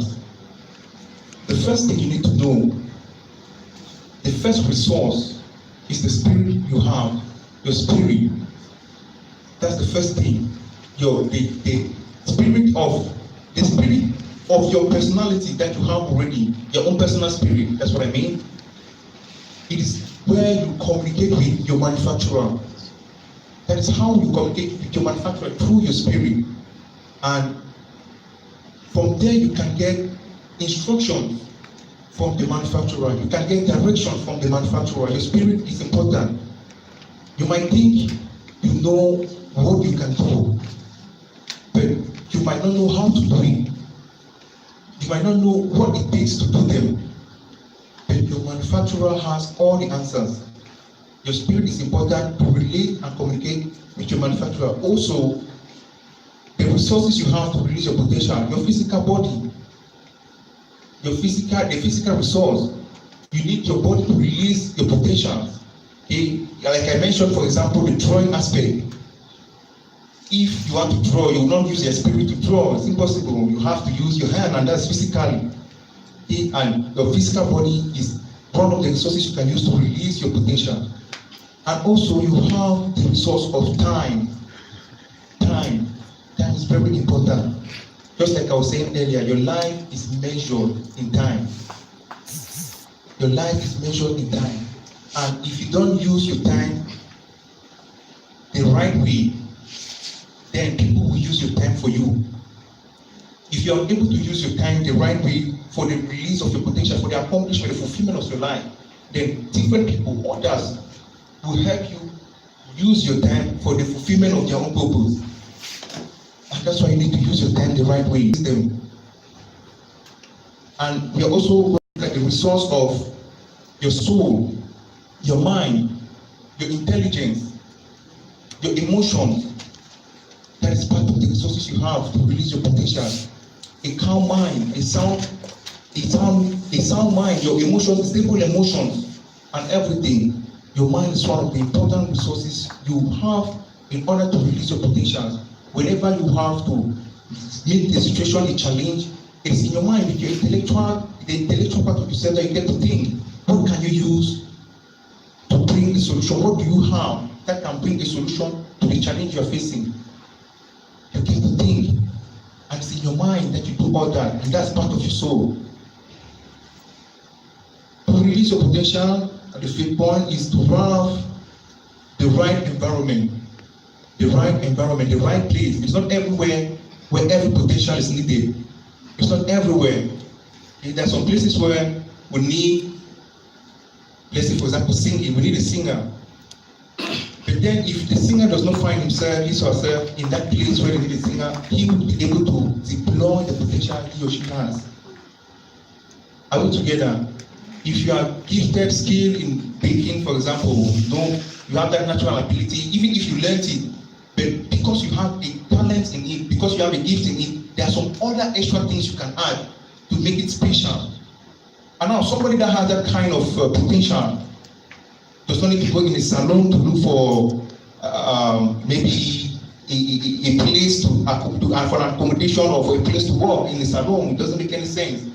So you need to know the environment. And apart from that, knowing where you can deploy it, you need to know the environment that can motivate your potentials. Just like we heard, so many of us are limited in our purpose because of our friends. We start stating that, oh, I have this purpose of becoming this, I have this vision of becoming this. The way they start talking to you, even in the family, they are already limiting you. The environment, you need to know where is the right place to deploy those potentials you have within you. And lastly, you need to work out your potentials. And that is the most important point. Work out your potentials in order to release them, because work is the principal thing. If you cannot work, you won't know what you can do. You can't just sit down and say, I have the potential of maybe playing an instrument or this or that. You can't just sit and say, I have the potential of, for example, management.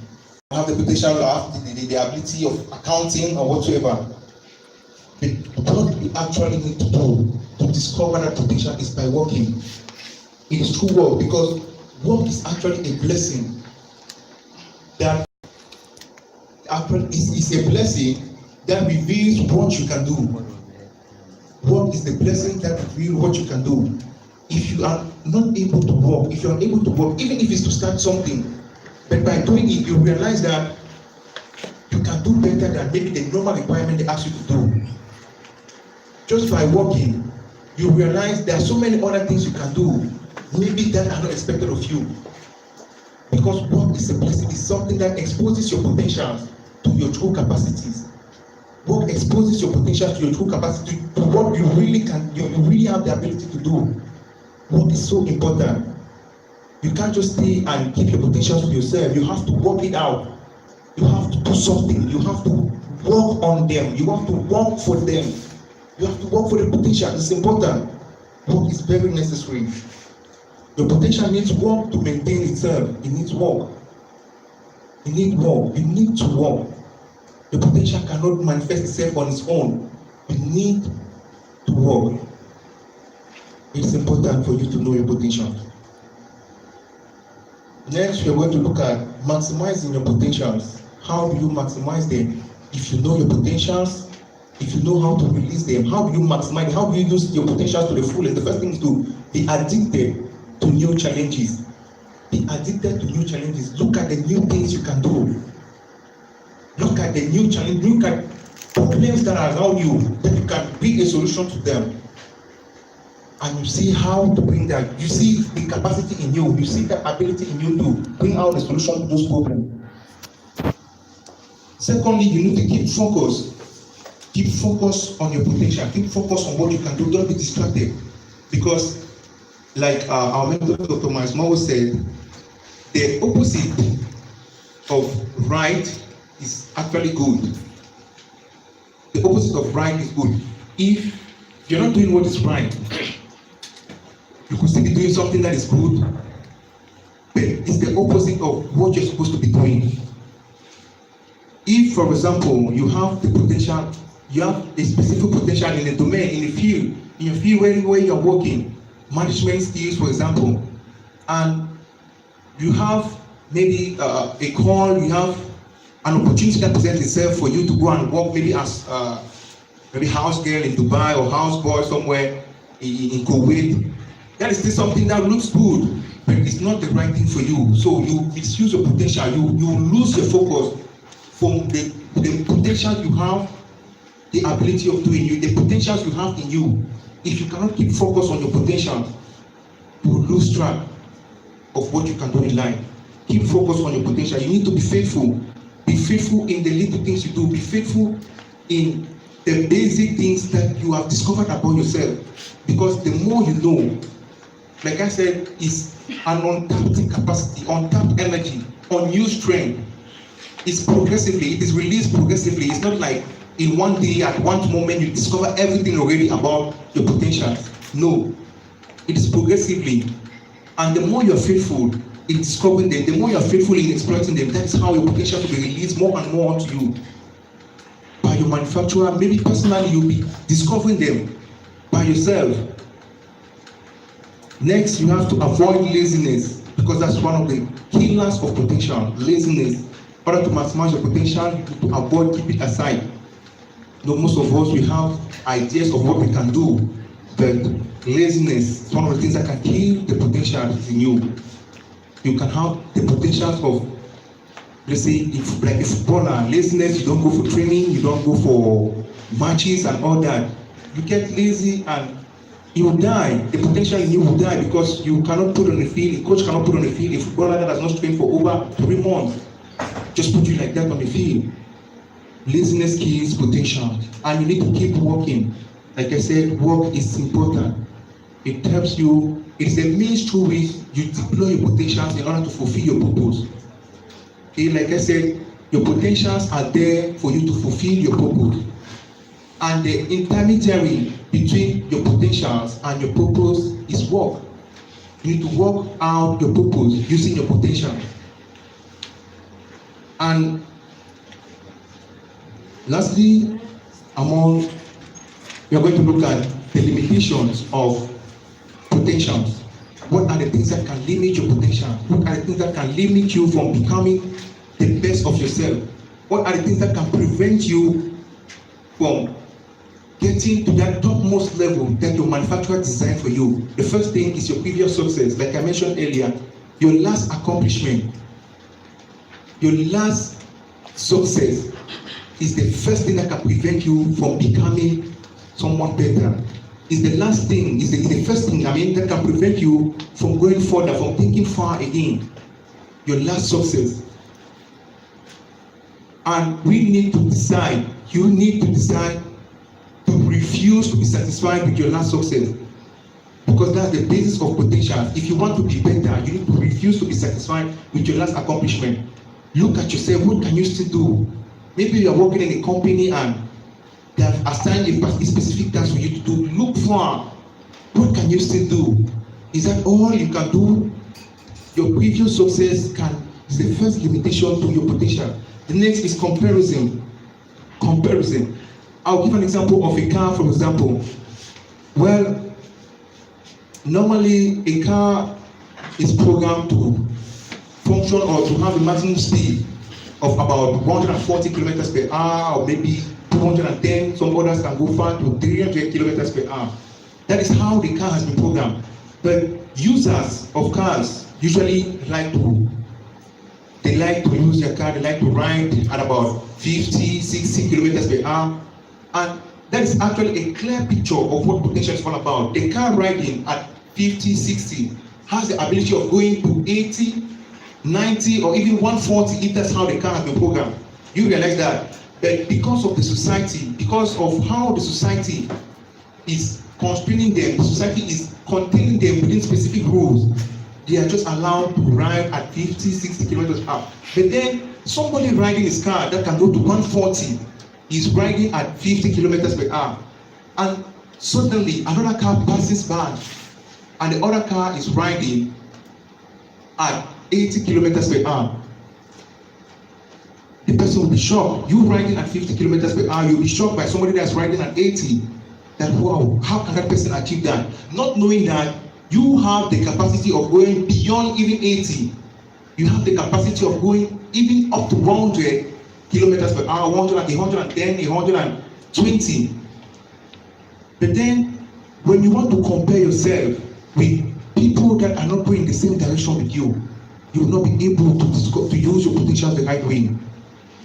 If you want to compare yourself, because the right comparison actually makes you to move forward. If you realize that somebody with whom you're in the same field can do something, it helps you, to motivate you psychologically, mentally, that you also can achieve something. You also can become like that. But if you don't know the qualities you have in you, you want to compare yourself with somebody that's even lesser than you. And that's why comparison can kill your potential. Memories of past failures, when you think of how you failed the other time, it makes you not even desire to want to do something better. Because your potential is all about doing something new, becoming a better person, doing a new activity, doing something that you have not done before. And if you keep on thinking on the past failures you've had, maybe you wrote the concours once, twice, you failed, it will not encourage you to become, to look into another opportunity, another opening, another concours that has been given. But you have to find that. Given that there are limitations, you need to remove them in order to fulfill the potential. Remove them from your mind. Uncertainty. We are not certain. You are doubtful about things. You will not want to dare. You will not want to take the step.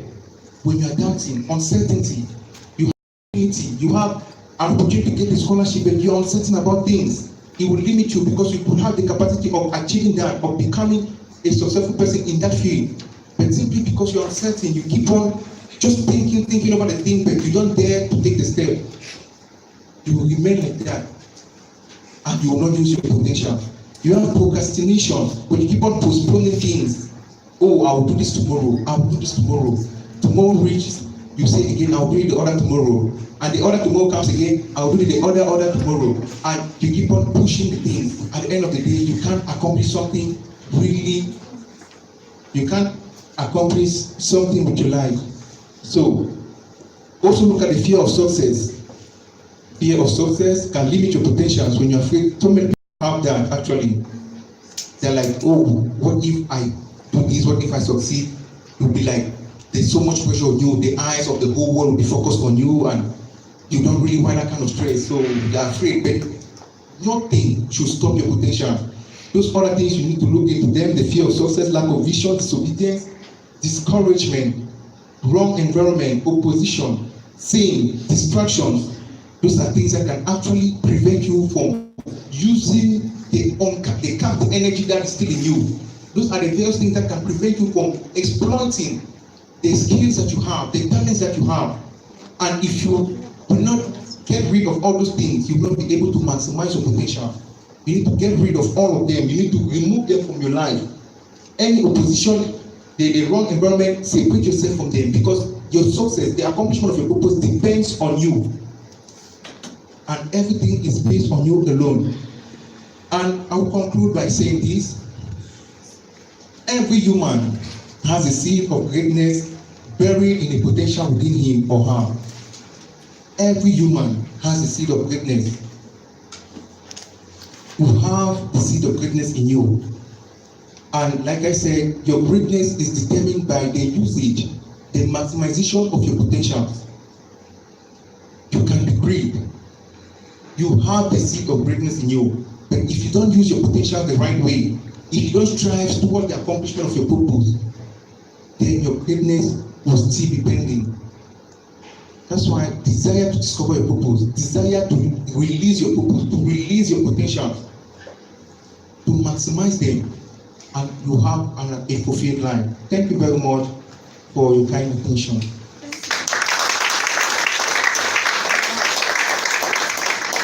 So, are there any questions? Anyone with a question?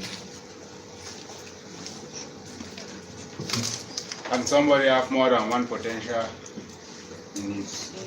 Yes. Thank you for that question. The answer is yes, you can have. In fact, your uniqueness in life is based on the combination of potentials you have. Okay? What makes the difference between you and other people? You could be a singer, a nice maybe instrumentalist. You play piano with your colleagues that also plays the piano.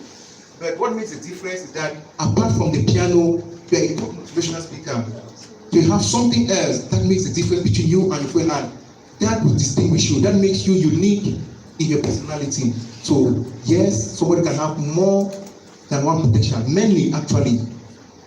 Everybody is endowed with a pool of potential. Everybody with a pool of potential. You need to discover them. Any other question? Okay. He said potentials are inbuilt abilities. So I want to ask, acquire skills in school, is it a potential? Thank you very much. Because it's not inbuilt. Okay. I'll first correct what you said. Potential, like I said, is unused ability. Your potential is just what you can do that you haven't done yet. What you can accomplish that you haven't accomplished yet. Okay? It could be inborn, it could be something you could do from birth. You see, there are some people, just from childhood, you see they're already having a direction in their life. Maybe you see a child, for example, he likes to play with cars, he likes to maybe play with planes. From childhood, he has toys, he likes to play with planes and all that. He likes like things that concern electronics. From childhood, you see that somebody that has already a direction for electronics and techniques and all those computer stuff. That's from birth. That's somebody that could have his own potential. Is a talent, a skill that he could have from birth. But you could still, that's a gift, pardon, not a skill that you have a gift from birth. But then a skill is what you learn, and it could still be part of your potential because you can still use them to become a better person. You can still exploit them. I don't know if I've answered your question. Thank you. Any other question? Okay, I guess the shop session. Thank you very much again.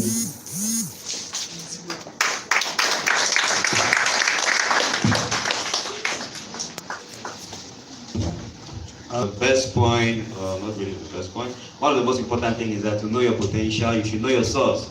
Okay? Because if you think that you are a salamander who grew and swam out of water and became a monkey and became you, that will affect the way you think. Okay? You thought that if your life was just chance, it means you can just die by chance. But if you see yourself like your source is someone mighty who fashioned you and took time, we cannot even measure how much time to form each single detail of you. It affects the way you see yourself and how you value your potential. We are getting there. Okay, so that is great. Our last session is success, but looking at our eyes, it's like item 11 should come first. So, but then immediately we'll just go for a lunch break right now. Hopefully the place is set, my host. So, and then after that, we'll just look at success briefly before we enter our workshops. And please, when we return, if you don't have, I want to believe everybody has the workshop booklet, even those who are just arriving. Very good. Oh, thank you. Seems the best. So that's great. Then you can start going through, though we've already begun filling a portion. So when we return from the lunch break, then we are going to have the success session briefly, and then we will continue with our workshop. So the success will just be based around, this is my ebook.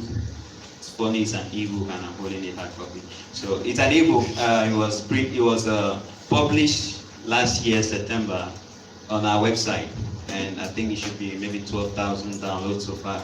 And I'm always surprised that I never hear Cameroonians telling me I enjoy the book, probably South Africans, Kenyans, and all of that. So I said maybe we don't like soft copy. So I said, okay, even if we don't want to print the book, we should at least print a few copies. I think we have 50 copies, and people can get it at the printing cost. 50 copies was 50,000, so just 1,000 francs. Or if you like, you can download the ebook online. Maybe this is better as you can read it this night. So we'll look at that after the session. So we'll look at success. So, sorry. How much time? It's 45 minutes should be enough. 15 minutes to go, 15 minutes to return, 15 minutes. 5 minutes to return.